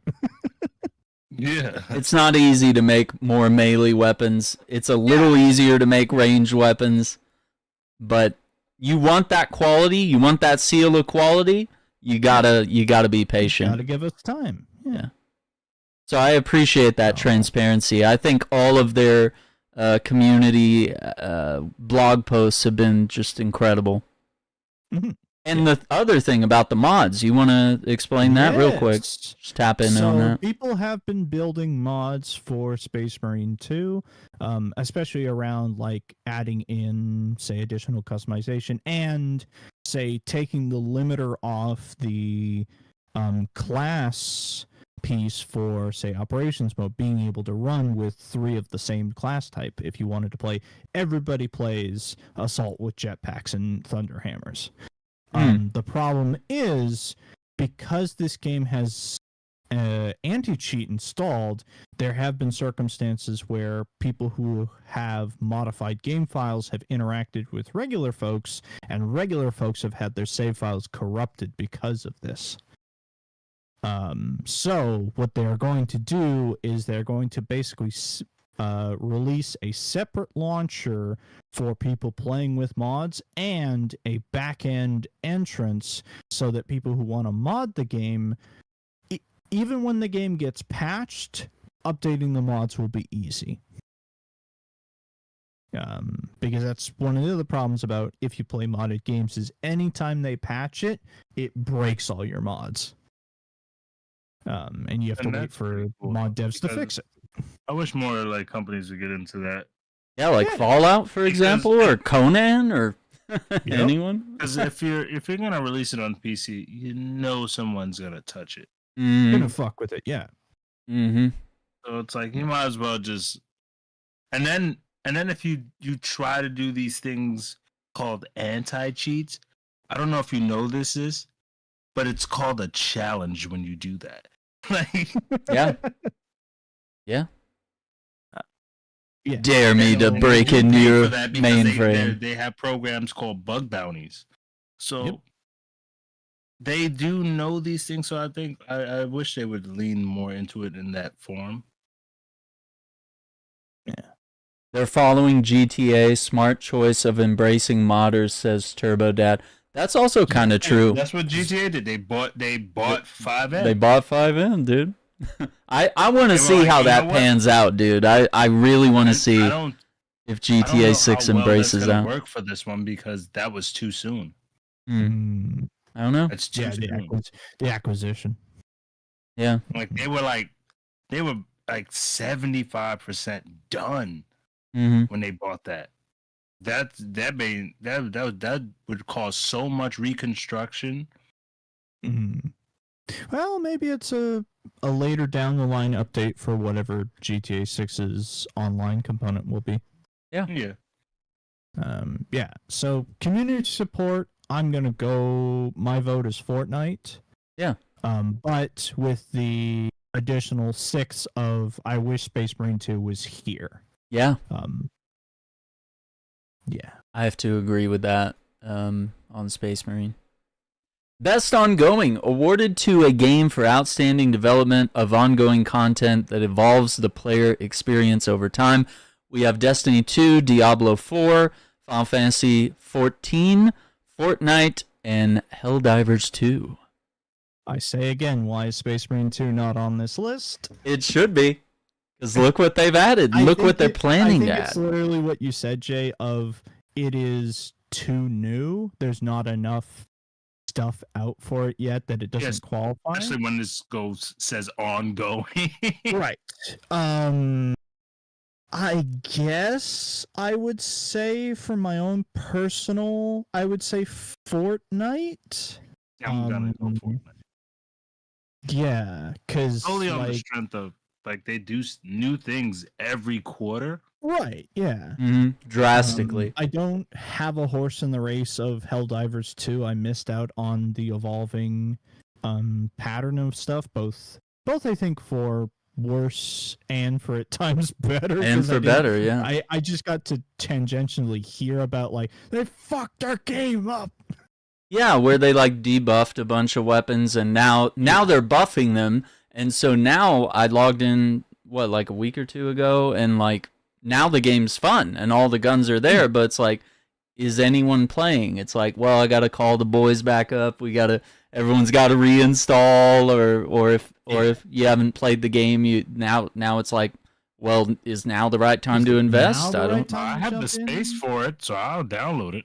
Yeah, I'm game to play it. We just need to work in time, because I know we love Space Marine in the schedule, and I never want it. There's always got to be a Space Marine day. Even if it's not Saturday, I think there's always got to be a day for that, because it's such a core and fun experience. But yeah, I would love to work in a day where it's Helldivers 2, and then maybe the next day is Space Marine. Because the space station thing sounds really exciting, and I think we just finished the third phase, which means it is built now. So I don't know.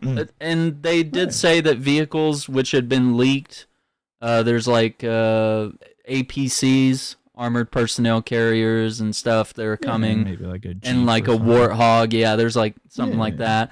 And of course, they've also introduced like there's some new monsters. There's some nasty looking things that we haven't seen before, and they've tuned.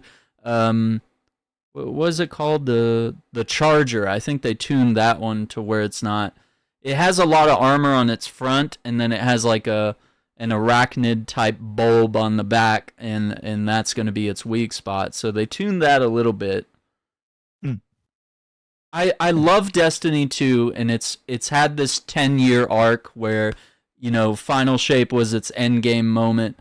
I feel like they pulled a Marvel, and they they really dropped the ball. I'm still gonna play all the episodes that they're doing post Final Shape, but I'm like trying to find reasons, not necessarily to keep playing, but that's kind of what I want to say. I'm never gonna stop playing Destiny, to be fair, until like servers shut down and I can never play it again. I think I'm gonna play it till it's its last day. And there's even talks of like doing like a Destiny 1 classic, like a remake or something along those lines. And then of course you have the mobile game Destiny Rising, which is from NetEase, and some people are loving it, some are hating it because it's like a side story in a separate multiverse. I think I'm gonna give it to Helldivers on this because they did a good job. Regardless of scandal, this is about content, right? Like when Helldivers 2 was good and they were coming out with shit, and even now that they're coming out with shit, they're still persisting. They haven't given up. And, maybe a year from now, this might be in the place that No Man's Sky is. Granted, they didn't flop as hard as No Man's Sky, but they could be at a point a year from now where they're delivering stuff that's like, holy crap, we're eating good, boys. But I also think Space Marine needs to be on this list next year. Yes. It's disappointing it's not there now, but I think next year there will be enough content out. Enough stuff. And hopefully enough people will be like playing it, obviously. We don't want to see that player base, kind of fall out or anything. I think they deserve it next time, if not this time. Yeah. Yeah, that's fair.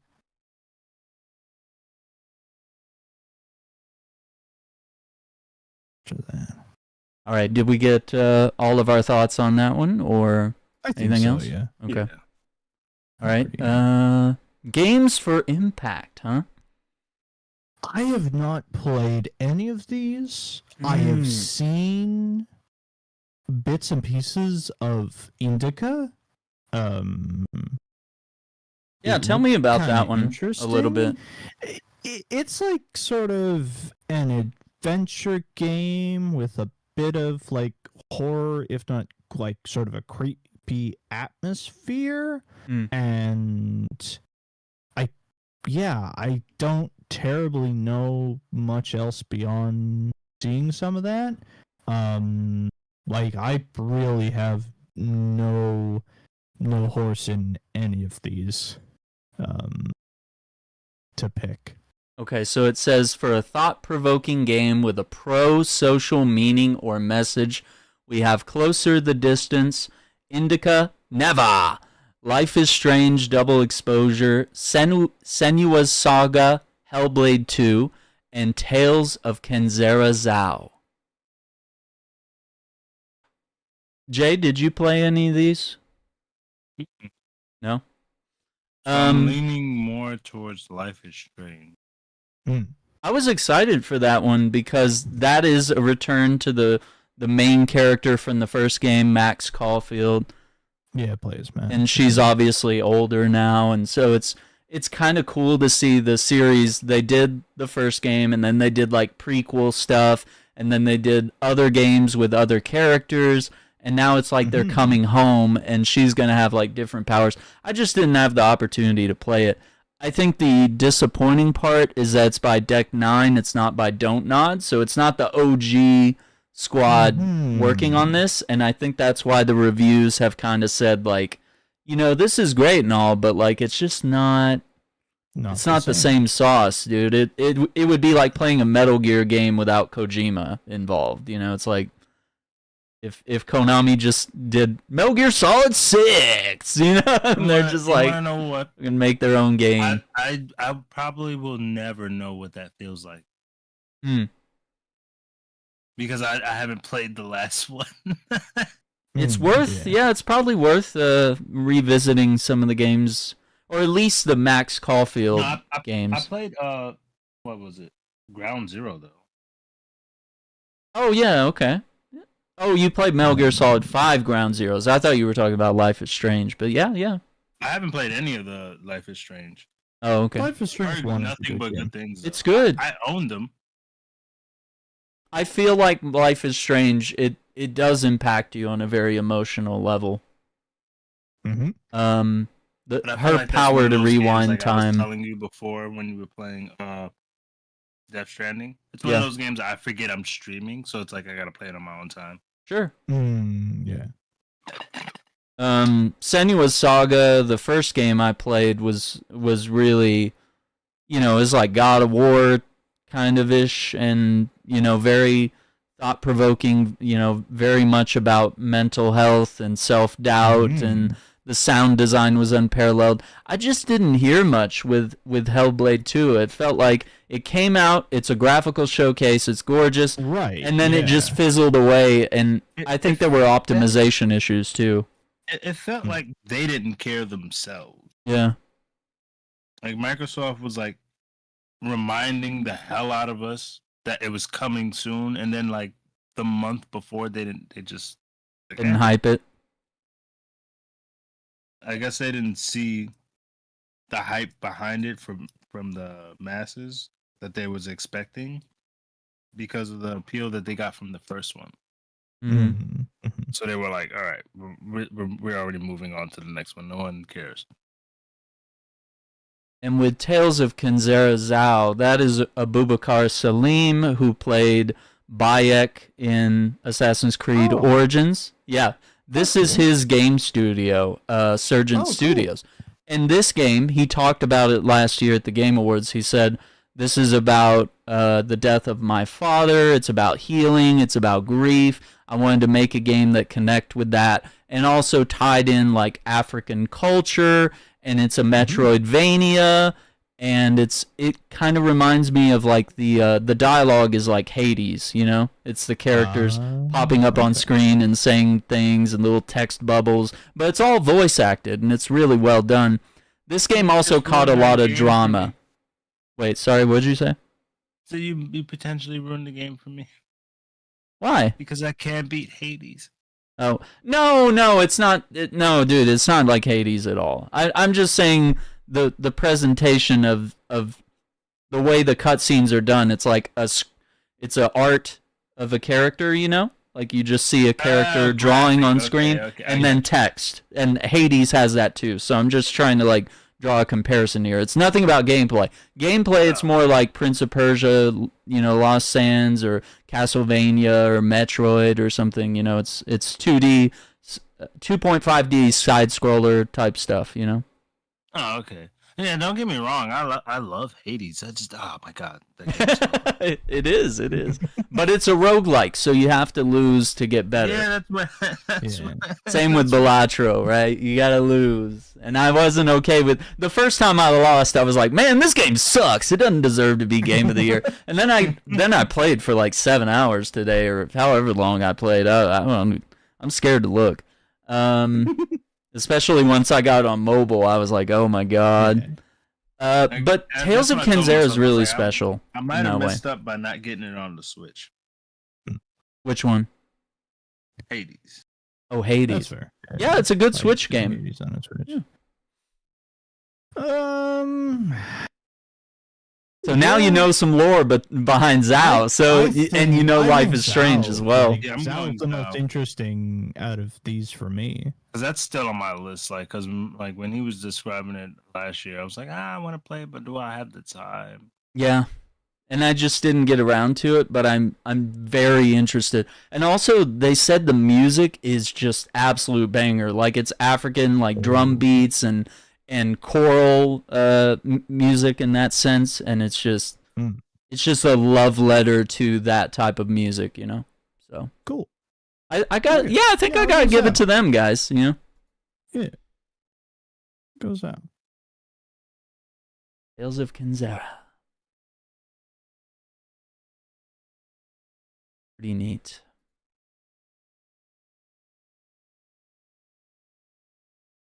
Okay. What the fuck do we do for this next category? Oh no, innovation and accessibility. Read the criteria. Let's go. Yeah, let's read the criteria. Recognizing software and other hardware that is pushing the medium forward by adding features, technology, and content to help games be played and enjoyed by an even wider audience. I haven't played any of the other ones out there. Like, I don't terribly want to say something like a Black Ops 6 because what's the file size of a Black Ops 6? Like, right. That doesn't seem very accessible in terms of a file size. But you gotta remember, you're not speaking to us. You're speaking to the general populace, right? Okay, so for I don't want to say Outlaws because your points, Aaron's, about how they just updated it to completely rip out a core feature. Yeah, that's not accessibility. That might be expanding the amount of people who can play it or want to play it, but also diminishing the amount of people who are interested in it because of that feature. I've never heard of a patch that removed the mechanic. Yeah, or made it optional. Yeah.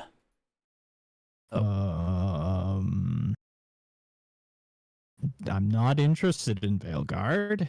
I'm not interested in Diablo 4. Guess my only option is Prince of Persia. I'm trying to get like a list of like what is it that Prince of Persia customizable controls, that's always good. Difficulty, platform assist option. Oh, okay. Rookie mode. Rookie difficulties for people that have never played a Metroidvania. Dodge window is long. Parry difficulty is easy. I mean, yeah, we do have to consider that sometimes things related to difficulty can sometimes lend itself to accessibility. With Call of Duty, you have asymmetrical hearing compensation. If you hear better out of one ear than the other, for example. Customizable high contrast settings, which means if you're kind of like partially blind, you could make the enemies glow bright red and the good guys blue or something.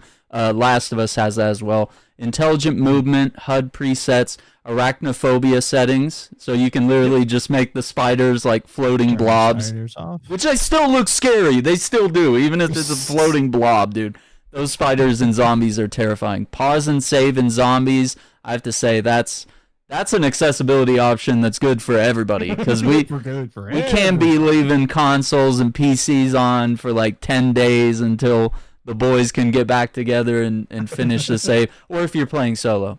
So, I don't know. What do you guys feel on that one? Are you still pulling for Prince of Persia, or? I think Prince of Persia, like that list of features, sounds like a nice set of additions for making that game more accessible to people who are interested in the game but don't have the experience with roguelike games. Yeah. Yeah, that'd be my vote. I don't know. Star Wars Outlaws removing all stealth is pretty accessible. That's so messed up, dude. I hate it. You gotta think, isn't it kind of an accessibility feature? It's a big one. Nah, we can't give them that. That's a meme. That's a meme vote. All right, best performance. All right, what do we have here, gamers? Awarded to an individual for voiceover acting, motion, and/or performance capture. We have Brianna White from Final Fantasy VII Rebirth. She's Aerith, right? Aerith, yeah. Okay. Hannah Tell from Life is Strange Double Exposure. I guess she's Max, I assume. Max, yeah. Humberly Gonzalez. And she's gorgeous, dude. And she's Star Wars Outlaws. She's the main character. So a lot of people are upset that they didn't give her looks to the main character. I don't know. It's right, that they didn't scan her into the game. And then that's the thing, like, it looks close enough to her to not even think about it. It is, but she also, it's like, her eyes look a little dead in the game. Like, it looks like they intentionally made her look ugly. Yeah, that's the thing. Like, you know, that's the weird thing that they went with. I get that she needs to look rugged and kind of like poor and like a scoundrel thief. You know, she can't be like Stellar Blade gorgeous here, but you know, at least like capture some of her looks, you know? Okay, anyway, moving on. Luke Roberts for Silent Hill 2, he's James Sunderland. Melina Jurgens, Senua's Saga Hellblade 2, of course she is Senua. And I'm gonna give it to her because mocap. And she has won it before. Mm-hmm. She won it when she was up for Senua 1. Yep, and I'm gonna give it to her again. I'm gonna give it to her again. I'm gonna say Luke. Yeah. Because you pulled off the hardest thing in the world, which was to play James again and not fuck it up. Yep. And the emotional depth. I will also throw in a bone of why is Titus not nominated in here? Because he's not, like, the guy who plays Titus is the voice and the facial capture and the body capture for Titus. He's all three. Or even Gadriel or Chiron. Neither of them. Like the perfect vote is 6th category, the 3 main characters from the Space Marine 2 campaign. But my vote would be Luke. I gotta go with Luke as well because he captured the emotion, the voice, the face. I mean, it delivered in a way that the technology in 2001 just couldn't. So I love that extra depth that this game has. The original is still the best and really powerful and worth playing, but like this one is great to bring new fans in and to really just teach people that, like, dude, games can be art. Like this game will rip your heart and soul out and make you cry. And I believe he owned it in every respect. I mean, there were scenes, I think even just the opening sequence, I was already tearing up. Like it was rough for me because I know what's gonna happen, but like at the same time, just like hearing those words spoken again and seeing the detail and the look on his face, and I'm just like, oh, dude, I'm gonna lose it. So I don't know. I don't think a game this year has impacted me on an emotional level the way this one has. Oh, hell yes. And I think that has a lot to do with the actors. And it helps that they have a really damn good story as a baseline. Like it's a little harder to create a good Silent Hill game from scratch at this point, which is probably what might be next if there's not more remasters. Mm-hmm. Best audio design. Is that where we're at now? Yes. Recognizing the best in-game audio and sound design, we have Astrobot, Call of Duty Black Ops 6, Final Fantasy VII Rebirth, Senua's Saga Hellblade 2, and Silent Hill 2.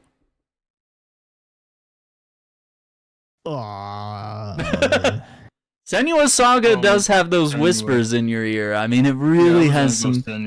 And Call of Duty is always good. I don't know about Astrobot. For the controller. Yeah, the controller has additional feedback. Feedback and audio. Playing the game. Yeah, to make it feel like you're in the world. Silent Hill 2 is also very, very immersive in terms of sound design. I'm going to say Silent Hill 2. That's my vote. I'm going with Silent Hill. Yeah. I'm on the Silent Hill 2 train here. Because I did have my headset on the whole time, and there were times where I was genuinely either looking behind me in real life or looking behind me in the game, because sometimes audio or those sneaky mannequins would just, I'd hear them shuffle around, or you'd hear the nurses like groaning or something, or moaning in the background. You'd be like, I thought I was alone in this room, dude. Like, what the fuck? Turbo Dad says hands down Silent Hill. He also said Diablo for me. I think that was back in the community. Oh, maybe was it community support? Maybe for accessibility. I'm not sure. Forget which one that was. No, it wasn't community. Yeah, it was somewhere back there. All right, so we're on to best score and music, huh? Score and music. For outstanding music, inclusive of score, original song, and/or licensed soundtrack, we have Astrobot, Final Fantasy VII Rebirth, Metaphor Refantasio, Silent Hill 2, and of course Stellar Blade. With that Korean pop, am I right, gamers? Yo, that slaps. It really does. I'm not a. Yo, I'm not even trying to be funny, man. I don't even like that kind of music, and now I'm in. They got me. Like, I'm sold. I listened to that OTS OST so many times. And to be fair, like, Rebirth has, the Final Fantasy VII iconic soundtrack going for it. Right. So it's got a lot there baseline. And same with Silent Hill 2. Akira Yamaoka literally made like coming back and making new shit. Yeah, not only did he remake the original stuff, which is iconic, so once again it's touching on that same thing, but he also came back and did a lot of new stuff. And I think that is he talked about it, and it's kind of a real challenge for an artist to revisit something like 20 years later in your life, where your skills have grown, your point of view, the way you think about music has probably changed a lot at that point. So he really appreciated that challenge, and he was excited to do more. I don't know, I feel like with that type of a story to it and that attention to detail, I think that really pulls me in, even though I really love the vibes that Stellar Blade has. Like, as you're roaming around, it'll play some K-pop until you're like in a boss fight or something. Or is it J-pop? Is it K-pop or J-pop? K-pop. Yeah, it's J-pop. Yeah, I've been Korean dev, yeah. Korean dev. Okay. Yeah. That's a tough one, dude. I'd say Silent 2, but that's just my personal take. That's where I'm at. The sound design, just everything overall on that was flawless for me. And if we had best horror game or best remake, I think they'd win it. Yep. I'd give it to them too.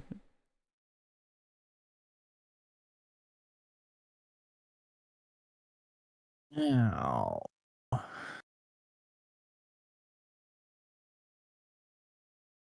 Wow. Okay.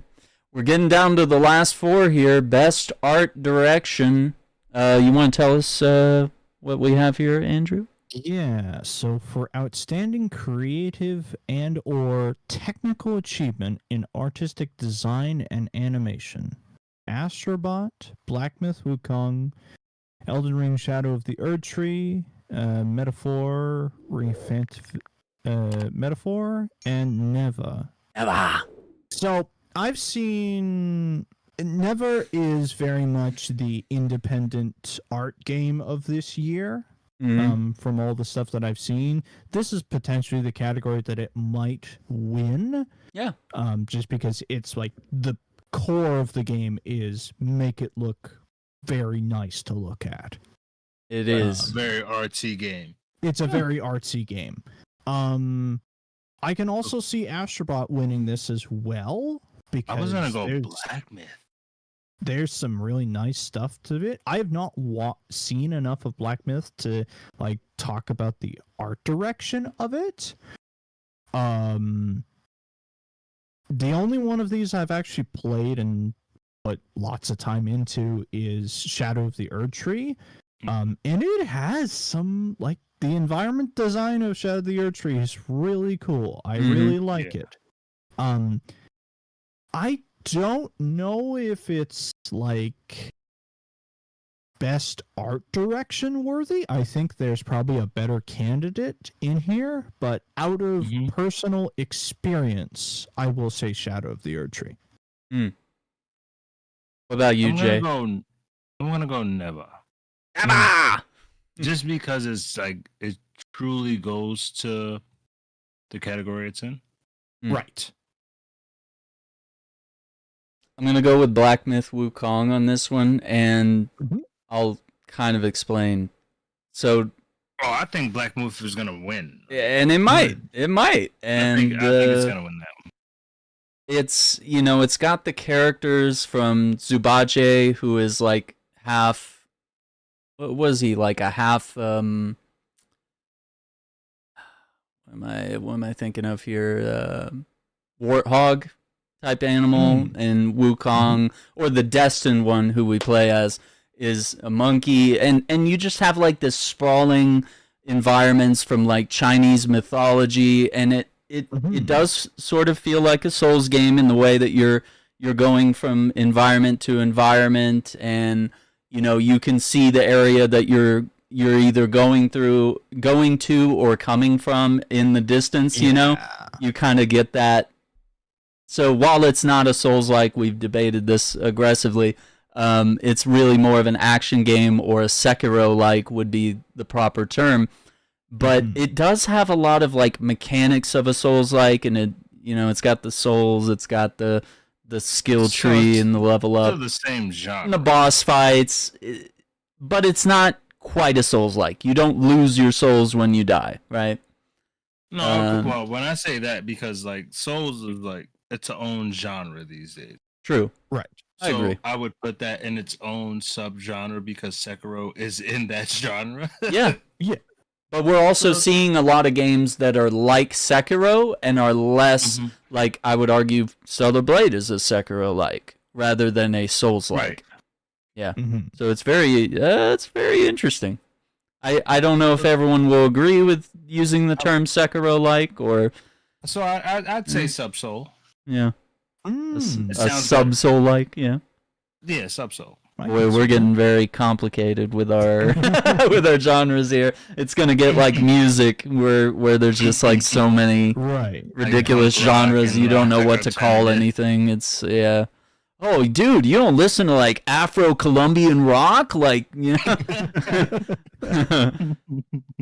Okay, so yeah, I gotta give it to Wukong because I am just, every time I step into that world, I'm just spellbound by the music, the lore, the environment that I'm in, and I think art direction has a lot to do with that. So if they sweep in every category that they're in, I wouldn't be surprised, and I would be also rather thankful. I think it would be really cool.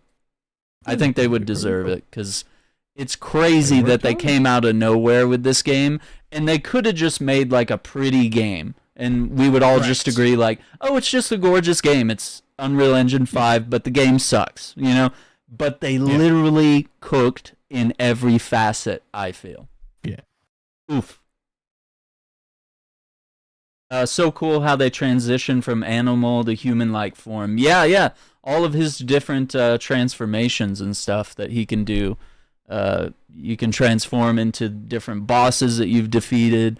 You can also transform into like birds or dogs or flies or inanimate objects and stuff, He's a bit of a trickster, that Wukong. He's super OP, man. So best narrative is next, huh? Yeah. For outstanding storytelling and narrative development in a game, what do we have here? Final Fantasy VII Rebirth, Like a Dragon, Infinite Wealth, Metaphor, Senua's Saga, Hellblade 2, and Silent Hill 2. Best narrative. I want to say Silent Hill 2, but I Me feel like too. Metaphor is going to win. They might. Has anyone played Metaphor? Is that... No, it's not my wheelhouse. On your bag? Yeah. I kind of wish we had someone that could speak for that. Yeah. Because I hear a lot online. Earlier, right? Is Phil still in here? Who? What? Phil? He was in the chat earlier. Phil the Void. Oh, that's his wheelhouse. Yeah, he hasn't talked since Arcane. Yeah, he might be lurking. First time hearing about Metaphor. Yeah, Metaphor has some hype online and some big fans. It's Atlas. It's Persona. It's that Persona crowd. Got a lot of fans there. Is it? I don't know. It feels a little weird that like there's 2 remakes here, and they're literally just kind of, why is there pulling not from a best pre-existing remake story. category? Yeah, there really should be a remake category.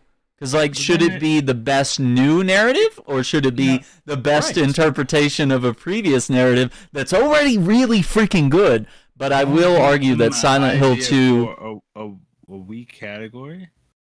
It sounds good on paper, but then you're also opening the floodgates for lack of innovation.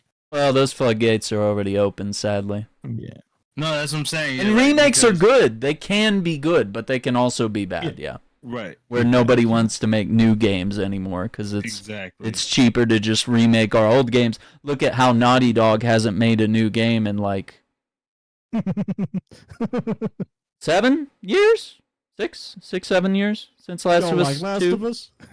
Yeah, they're just doing remake after remake of every game.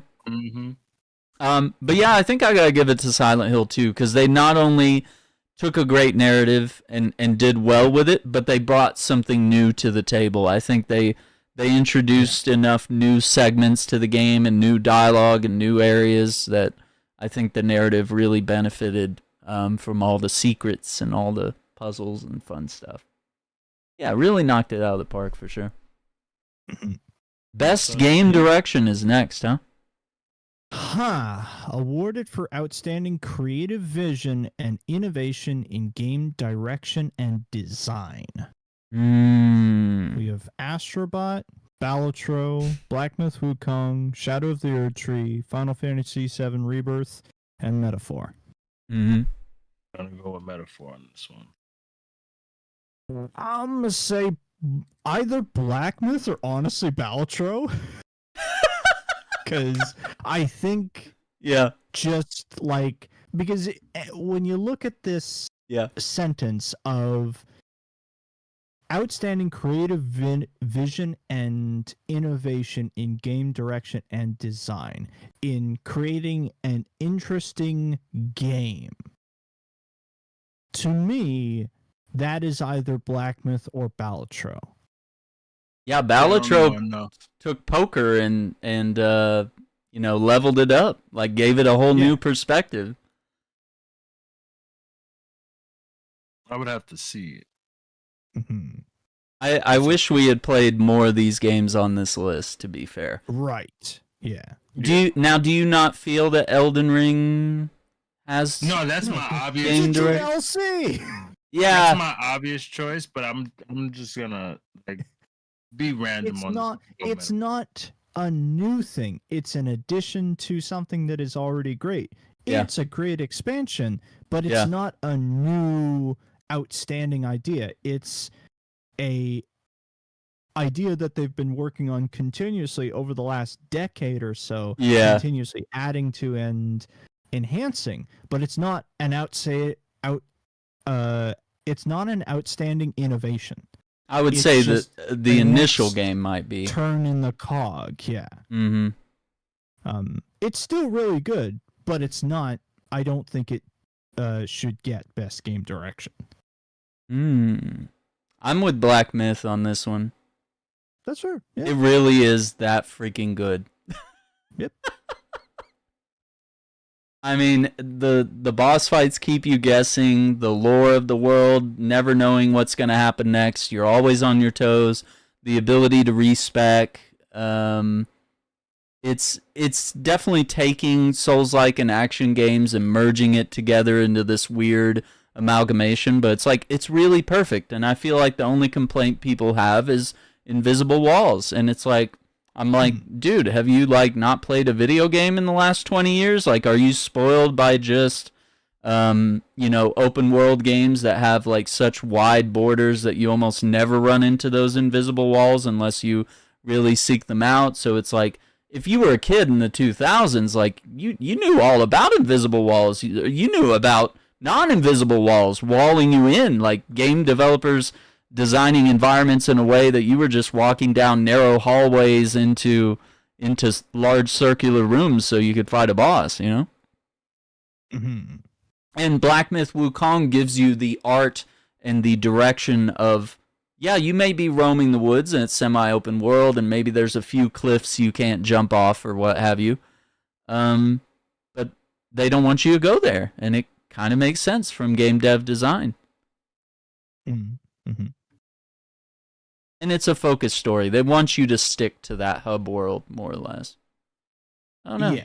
I'd give it to him. I love Balatro, but dude, it's just good at being what it is. It's very good at being this evolution of poker, which I never thought we'd see. I never thought we'd see games that try to evolve what Solitaire is and turn it into like that one game that turned it into like a campaign experience of Solitaire. I keep forgetting what it's called, but Balatro does some really cool stuff, and I'm super addicted to it. But is it like game direction? Does it feel like there was this big creative vision of an overarching story and all these gameplay mechanics playing into all of it? And is it reinventing the wheel in terms of innovation? No, it plays like every other card game, to be fair. But with, obviously roguelike mechanics, which is really cool, but that's nothing new, right? Yeah. I don't know.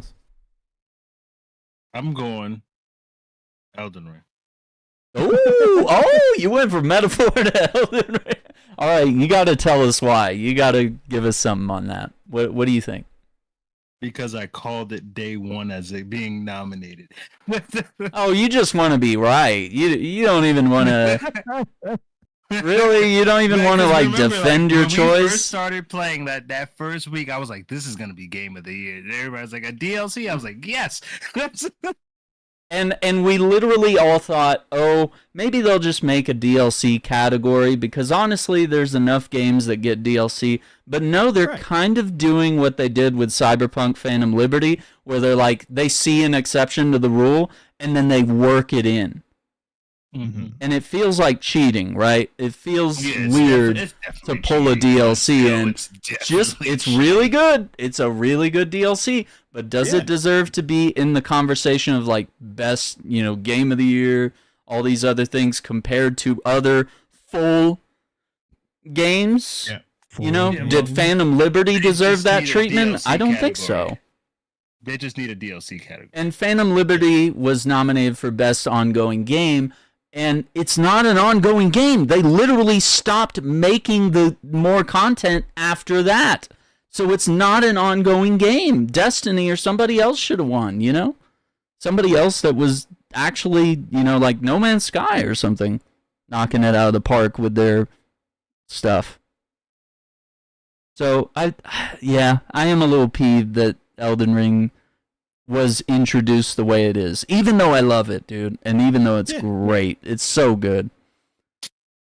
I don't know why Balatro's up here, dude. There really should. So it's in here, man. It's really in a lot of categories, dude. There is some. Let's also some talk bias about here. How Helldivers 2 and Space Marine 2 are not here. Yeah. I feel like that slot got stolen, brother. At least Helldivers that. Yeah. And I wish we had someone to speak for Metaphor, because is it really that good that it's in so many different categories? It's a Persona game. No, I get that angle, Persona, but is it just came out a few weeks ago. Yeah, automatically though. Have you not seen a Persona game in this category? I guess it's kind of like Zelda, how it always kind of gets pushed up there. It's automatic in a way. But I know Zelda enough to know that, holy crap, this is a labor of love. I don't know Metaphor or Persona in the same level. Yeah, and that's why I don't have much to say whether bad or good. So I leave it alone. I'm like, Space Marines needs just to don't be know. up there, says Turbo Dad. Yeah. Yeah. My personal pick for Game of the Year that is not here is Space Marine 2. Yeah. It is the game that I had the most fun playing that was released this year. Yeah. I don't think Shadow of the Erdtree should win Game of the Year because it's not a full fucking game. It's an expansion to a very good game. It is a very good expansion. It is not a full fucking game. Right. Give it to Black Myth. Yeah. Of these options, Black Myth is the best option. Let me ask you one more question. Do you like Elden Ring more than Shadow of the Erdtree? Base game Elden Ring versus Shadow of the Erdtree. Sure. And not including like weird tuning or patches, like just the experience, right? Like just the, you know what I mean?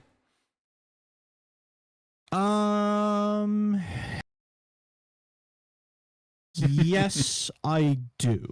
Okay. And it's difficult because Shadow of the Erdtree is very much, I think of it as like greatest hits version of Elden Ring, where we took all the good things and made them even better.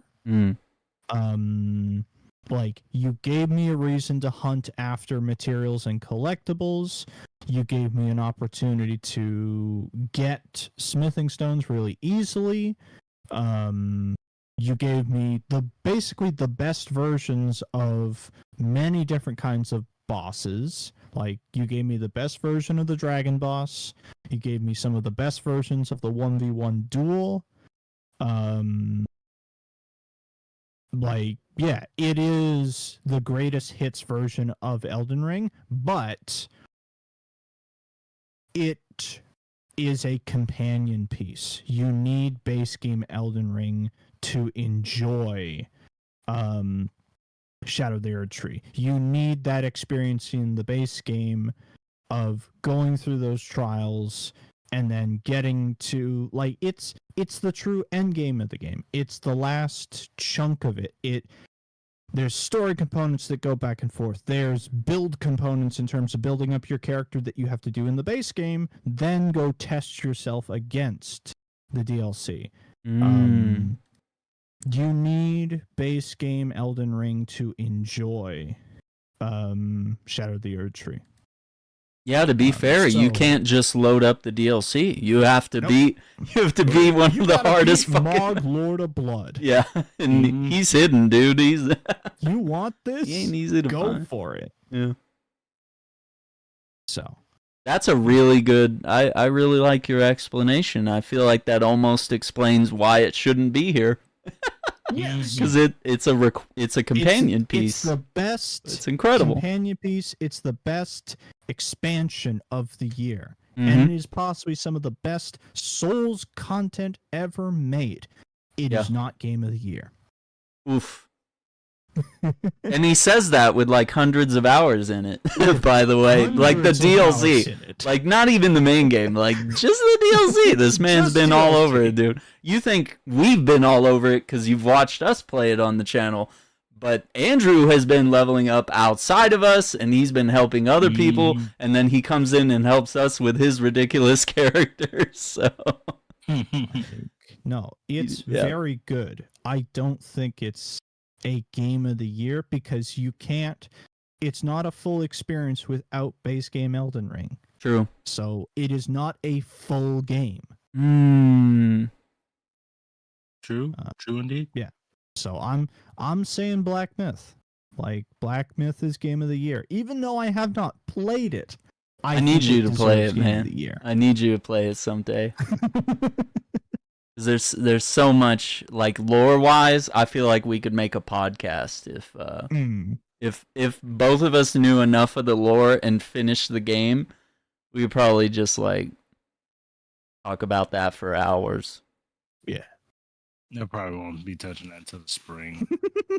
Yeah, I mean, it's a good point here because I mean, you went back to Stellar Blade and you were like, I want to finish this, and you're like, I'm not touching Wukong yet because you know how insurmountable, like, this is an 80-hour game or more. Like I'm already 80, 90 hours in, and I'm like, I don't know how far I am. I don't care how far I am. I'm like taking my time. Yeah. You want to enjoy these games, man. You don't want to rush them. So, where do you stand, Jay? What do you think of this Game of the Year list here? Oh, I clicked Elden Ring. Just disregard everything Andrew said. No, go ahead. Totally agree with him. No, you agree. I totally agree with him. And I want to go Black Myth, right? Okay. But I'm gonna stand on what I said. He wants to be right. He wants to be right. Oh my god. I'm gonna stand on what I said. I was like, yo, watch this be Game of the Year. And everybody's like, nah, it's a DLC, and everybody can see the joke. I'm like, well, now look at where we at now. Look at us. Just look at us. The prophecy vote and the meme vote has been cast. Yeah, that's my one meme vote for the year. is the biggest one that, you know, seems to matter the most to people. But oof. I gotta give it to Wukong, man. It should not be here. Yeah, it shouldn't be here. So you agreed with everything he said, and you're still totally agree with it. You're just like, no, I gotta be right. And you genuinely enjoyed the game, though, because let's think about your perspective here. You were new to the genre as a whole, and you're new to Elden Ring, and we've been guiding you throughout this whole journey, and you've gotten you beat him. You beat the final boss. Addicted to the point is where I've moved on to other Souls game. Go to Demons, yeah. Yeah, you went to Demons, so.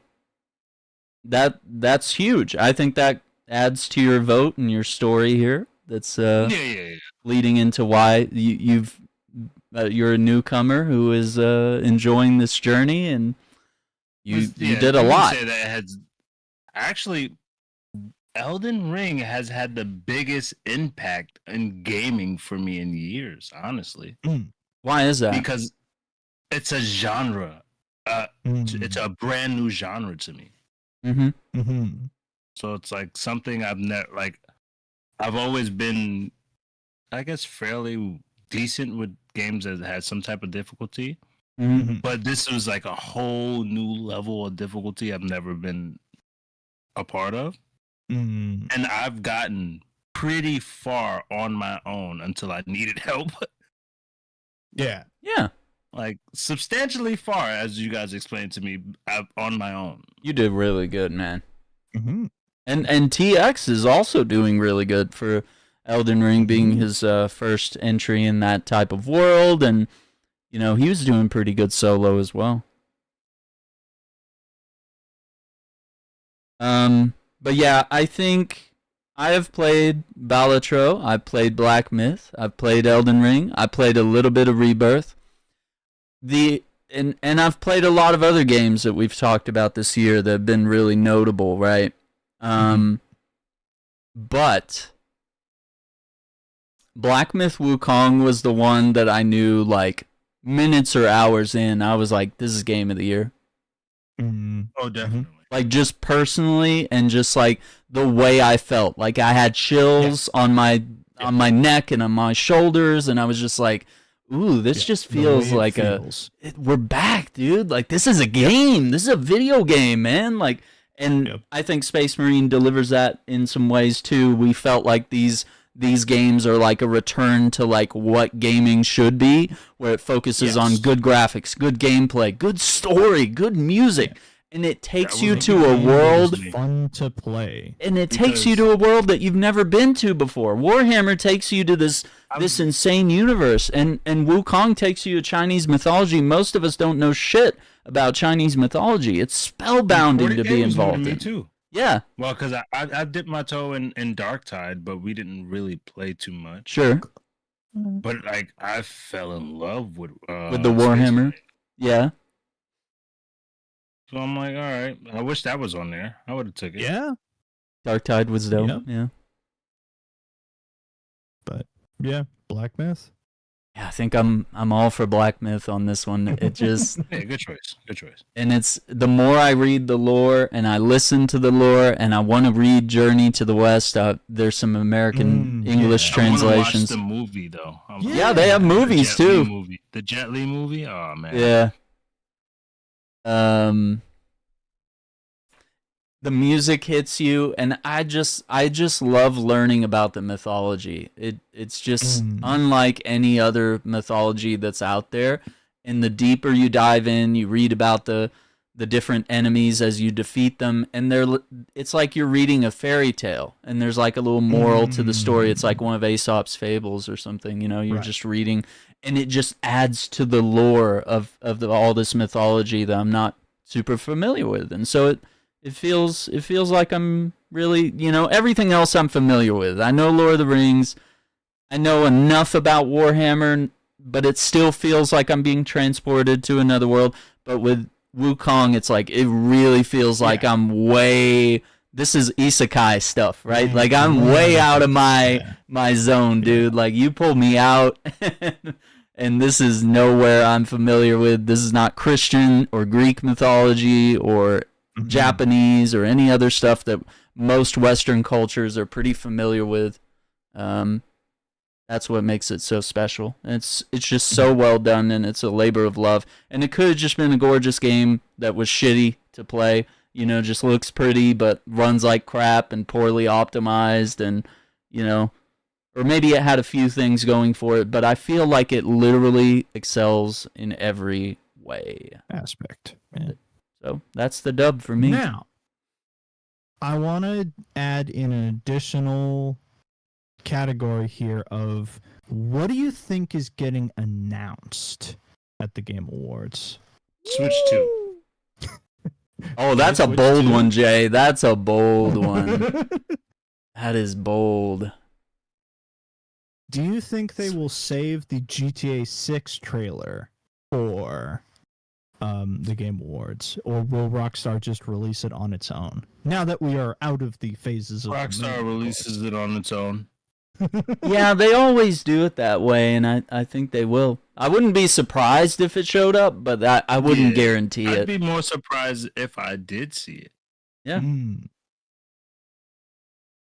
If I was to see it, yeah, I'd be surprised. Like, oh, okay, weird, but okay. It wouldn't be a first. Right. But it's weird because they done Red Dead like that. Because I have two. Okay. I have two ideas. One is more of a safe bet, and the other is just a complete out there pick. The safe bet is another trailer for Monster Hunter Wilds where they show off either a new monster or returning monsters. Because the game's coming out in, I think, February, so they'll use it as an opportunity to get just a bit more boosted hype, even though people are pretty active and excited for it already.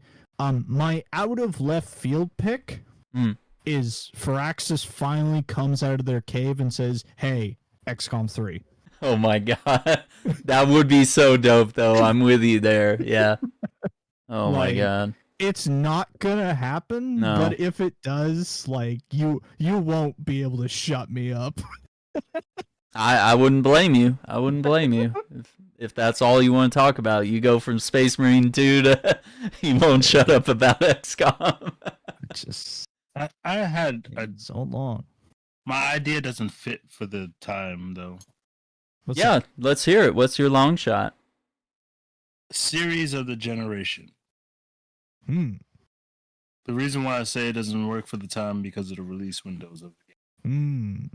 Where we're at, yeah. Geoff was talking about that, of like a game of the generation type awards or things like that. He said it was really difficult, and he said they're looking into it, but it's just like we haven't done it before, so there's no precedent, and it would just be like, how do we make sure it's fair? Too difficult. Yeah, that's a little too crazy.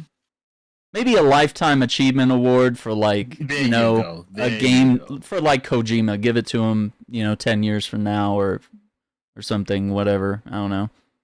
And there's probably multiple directors that you could probably give that to. Like that. Yeah. That you could be like, holy crap, what a life you've lived creating, this game. Maybe Miyamoto wins it one year. Or name that award after Kojima. Yeah, the Kojima Life Achievement Award. They're such buddy. He probably would do something like that. They are just like I think best anybody friends. would though, given the moment. Yeah. For sure. Because he is like kind of the director of a generation. Let's see. Multiple generations, actually. Yeah, I mean, the Metal Gear games were huge over generations, and he's obviously expanding to movies and horror games now. OD and Death Stranding is building out, and a potential movie. Even Kojima Productions finally owning the rights for Death Stranding, which makes me wonder, will Death Stranding 2 be multi-platform at launch? Since they bought the rights from Sony, they're not indebted to launch it only on PlayStation first. How does everyone is cool with Kojima except for Konami? Yeah, I kind of want to. I wish I could be a fly on the wall. I'd love to know what really happened. Because everyone else is like, oh, that's Kojima. Yeah, let him get it. They was like, Sony I love Kojima. I'm a huge fan. His game, yeah. If it was anyone else, Now, if he would get Metal Gear Solid back, that would be dope. But that would be Konami would never. Dream. I think they've got to fail. I think they've got to fail and lose a shit ton of money on trying to make a new Metal Gear game. Like, not a remake, but like when they actually try to make a new one and fail. Yeah. I think they need to fail and then realize, oh shit, we can't do it without him. Let's see if he'll buy it. Delta has to fail. I don't want Delta to fail. I really don't. No, I love it too much, dude. I want Delta to fail. No, I don't want Delta to fail. You don't want it to fail, but you need it to fail. Now, Metal Gear Survived, it failed, and it, I think it proves something. That's the point. Because you can't do a zombie Metal Gear. Consecutive failures. You need 2 to 3 consecutive. Kojima could have made Metal Gear Survive work. I think he could have written it in a way and justified it as like a game mode or something, or did it in a way where it's like, hey, this is one of my weird Metal Gear offshoots, and he does like a COD Zombies with respect to Metal Gear Solid. If they wouldn't it's a what if scenario. Public, it would have did fine. Yeah. If they were like, oh, by the way, Kojima made this before we kicked him out the door. yeah, they didn't make. But it was because we were all pissed and the wound was fresh. We were like, fuck you! I'm not gonna support this shit. We bought that game to hate on it. Yeah. A lot of people bought it just to return it, just so it can look bad. That's some special hate there. Let me give you my long shots. I've got some predictions that are pretty solid, and then I have some long shots. Okay, let me start with predictions. Let's be in rational, non-tinfoil hat land for a minute. I think rational things is that we might see a lot of Marvel and DC games revealed. We saw the Blade game from Arcane Leon was revealed last year. Updates to stuff that has been revealed, yeah. Exactly. There's the Black Panther game from Cliffhanger. There's the Iron Man. Yeah, the Iron Man game from EA's Motive Studio, who did the Dead Space remake. Wonder Woman from Monolith, which has the Nemesis system. Like, that's the biggest one. Something needs to happen on that this year, and this is the best time for that to happen. If nothing happens this year, I believe it's getting. I'd be concerned. So yeah, and maybe the Captain America Black Panther game from Skydance, which is Amy Hennig's studio. Looks good though. Yeah, it looks incredible. It'd be nice to see updates from all that. Of course, Death Stranding 2 might get additional footage or something. Wouldn't be surprised, Kojima's like that.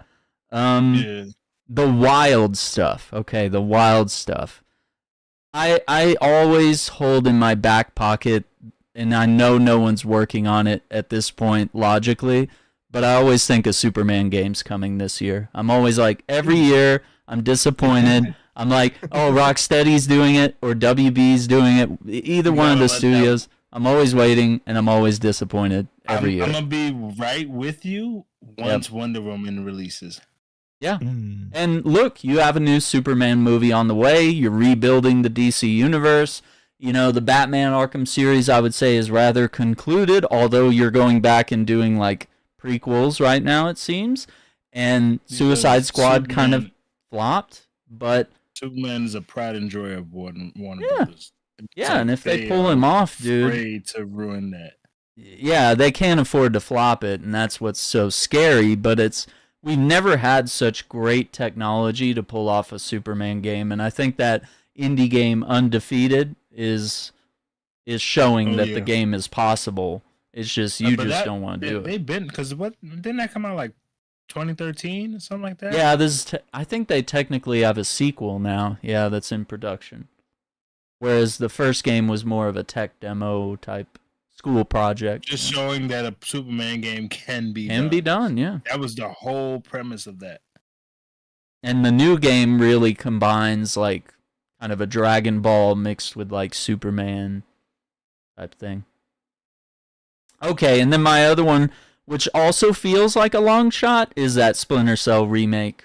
It's been announced. They've shown concept art, but we haven't seen gameplay. We haven't seen like a teaser. We haven't heard the Michael Ironside's voice say, you know, like, I'm back on the mission, and then the goggles chirp, you know, and come on. Yeah, so that's what you're expecting, or you're expecting a full on like trailer? I think at the very least give us a teaser like I described. But yeah, maybe long shot would be like give us a gameplay trailer or some sort of CG cutscene, you know, like Assassin's Creed does. They always give you a CG scene for their first trailer, and then the second trailer is always like a gameplay deep dive.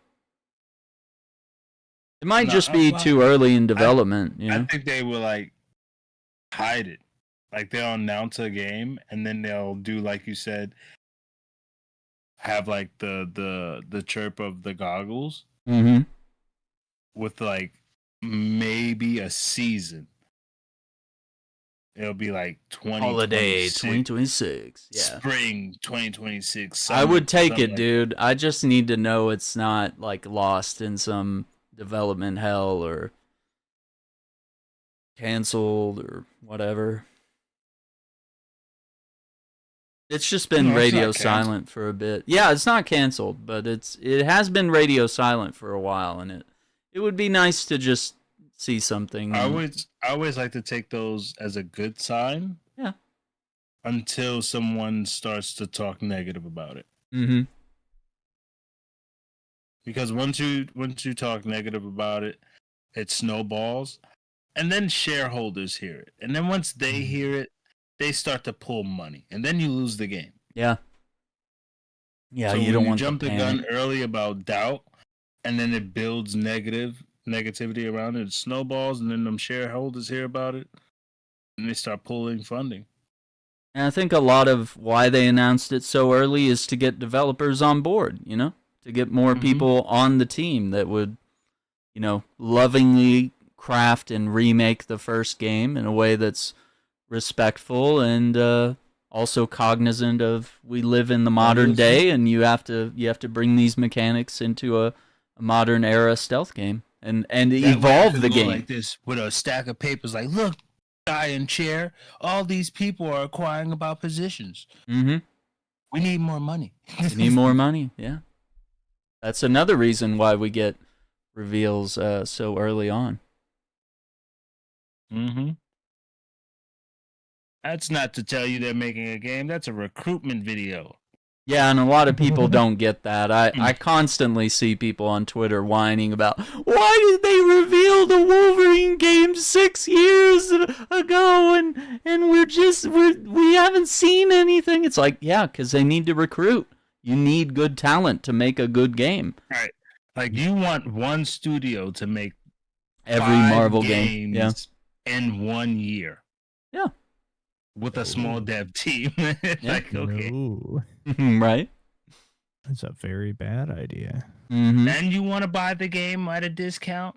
Come on. Ugh. Be fair. Rushed out crap. Yeah, that's what happens.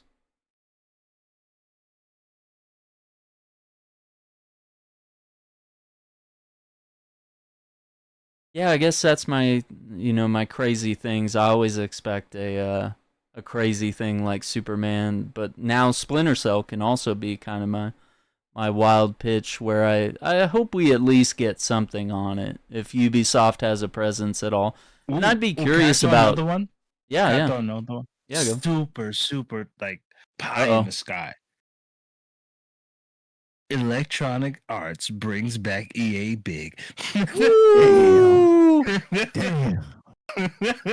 That's too good of an idea. They would never think of something like that. Remember when EA used to challenge everything? SSX.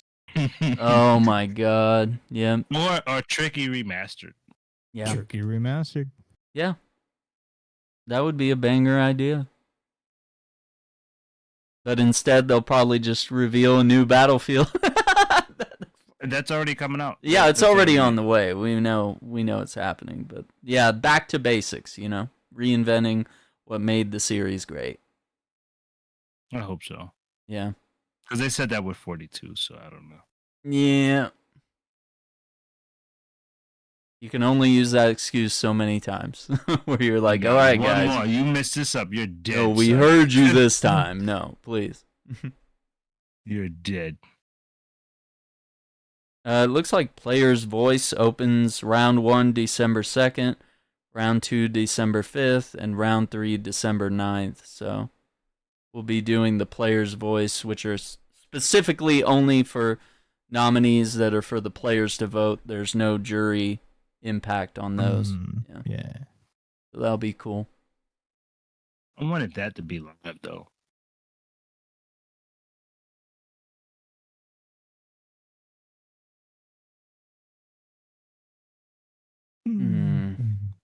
I'm excited, though. I mean, there's always really cool stuff that they reveal.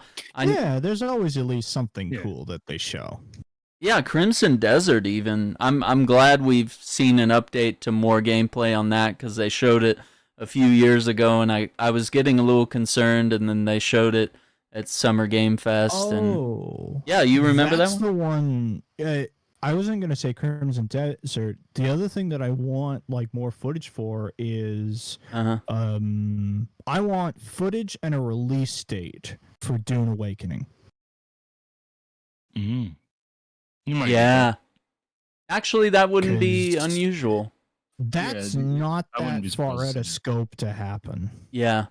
And they're showing a lot on like Twitter and they're doing their own like dev diaries, but like, yeah, we need something like real at the Game Awards to like give me a date. Yeah. Get a date and get fans just super excited cuz isn't part 2, I think it like dropped on HBO recently, so it's like you have both movies out. Yeah. Like the hype can be there for a game because people will watch the movie and they'll be like, "Oh shit, there's a game on the way? Sick!"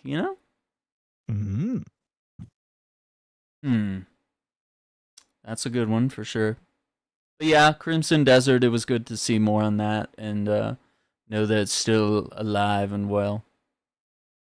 And it looks very ambitious. Graphics look really good. The gameplay kind of reminds me a little bit of Dogma, but maybe mixed with like some Witcher type stuff, since you're playing as like one character, one protagonist, not creating someone. And it also brings in like Tears of the Kingdom with like weird puzzle solving and sky islands and skydiving and stuff like that. Yeah, pretty neat.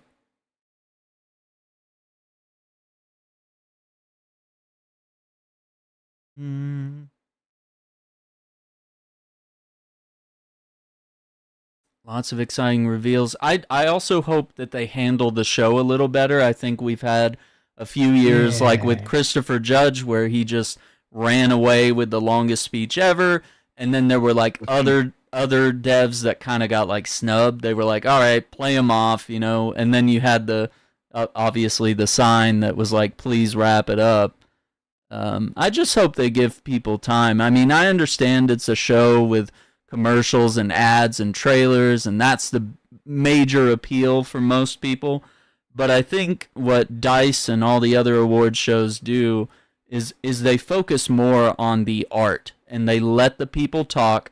And we need what the Oscars does. The Oscars can be boring as hell sometimes, but like they do have those moments where they focus in on the art and the craft, and they give you the behind the scenes, and they show footage of each movie, you know, to sort of like refresh your memory and show you like notable scenes of like, hey, this is the emotional depth of this movie, and this is why it's at the Oscars, why it's nominated, or here's a slice of some music, this is why it's nominated. I feel like the Game Awards is a very, it doesn't scratch that deep under the surface. So I wish they would change. I don't think they will. I think you're going to have to turn to other award shows if you really want, you know, like, was it Golden Joystick and DICE and other ones, if you want more depth into the art of game design. Because I wish you could do that. I wish you could have little breaks during the show where it would be like, and now we're at, you know, I keep using Kojima, but like, and now we're at Kojima Productions watching, you know, how the game was made, and, you know, you watch them do some motion capture, you watch dudes typing on computers and doing art and level design and stuff, and they maybe do like a 5-10 minute behind the scenes at some studios, because I think gamers are also really disconnected of like how games are made, and I think that disconnect leads to what we have now, where there's like all these YouTubers and all these like so-called, you know, press experts that are, you know, telling you how games are made, and they don't really know. They have a large fan base with a lot of money behind them, but they don't have any expertise or knowledge or even first-hand experience. So we get a lot of misinformation out there. So it would be nice if there were more ways that, you know, developers and even the award shows as a whole could sort of bridge that gap a little bit.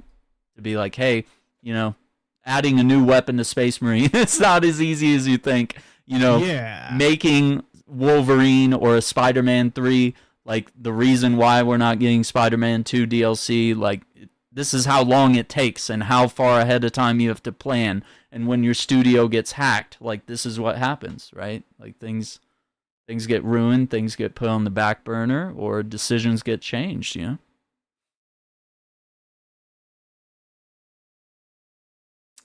Well, anything else you guys want to add? No, I think that finished things off pretty well. Cool. Jay, are you doing anything? Do you want me to like raid you on Twitch or anything?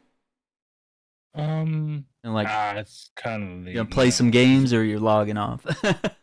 I was debating. I might, because I still have GTA 5 running. I have it running on PC. I'm gonna so I'm running around doing this stuff because I thought I had a club in there. I wanted to do some club stuff, but I didn't. So I just been riding around. So I don't know. I'll probably just call it a night though. Okay. I just wanted to ask. I wanted to make sure. I think we'll do a little Twitch raid. Let me get that set up. We'll wrap up on the YouTube end here. I think Brittany is live playing some demos.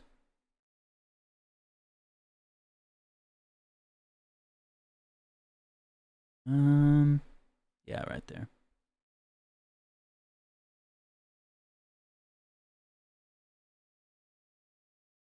Oh, that knock thing is kind of annoying. It just keeps popping up.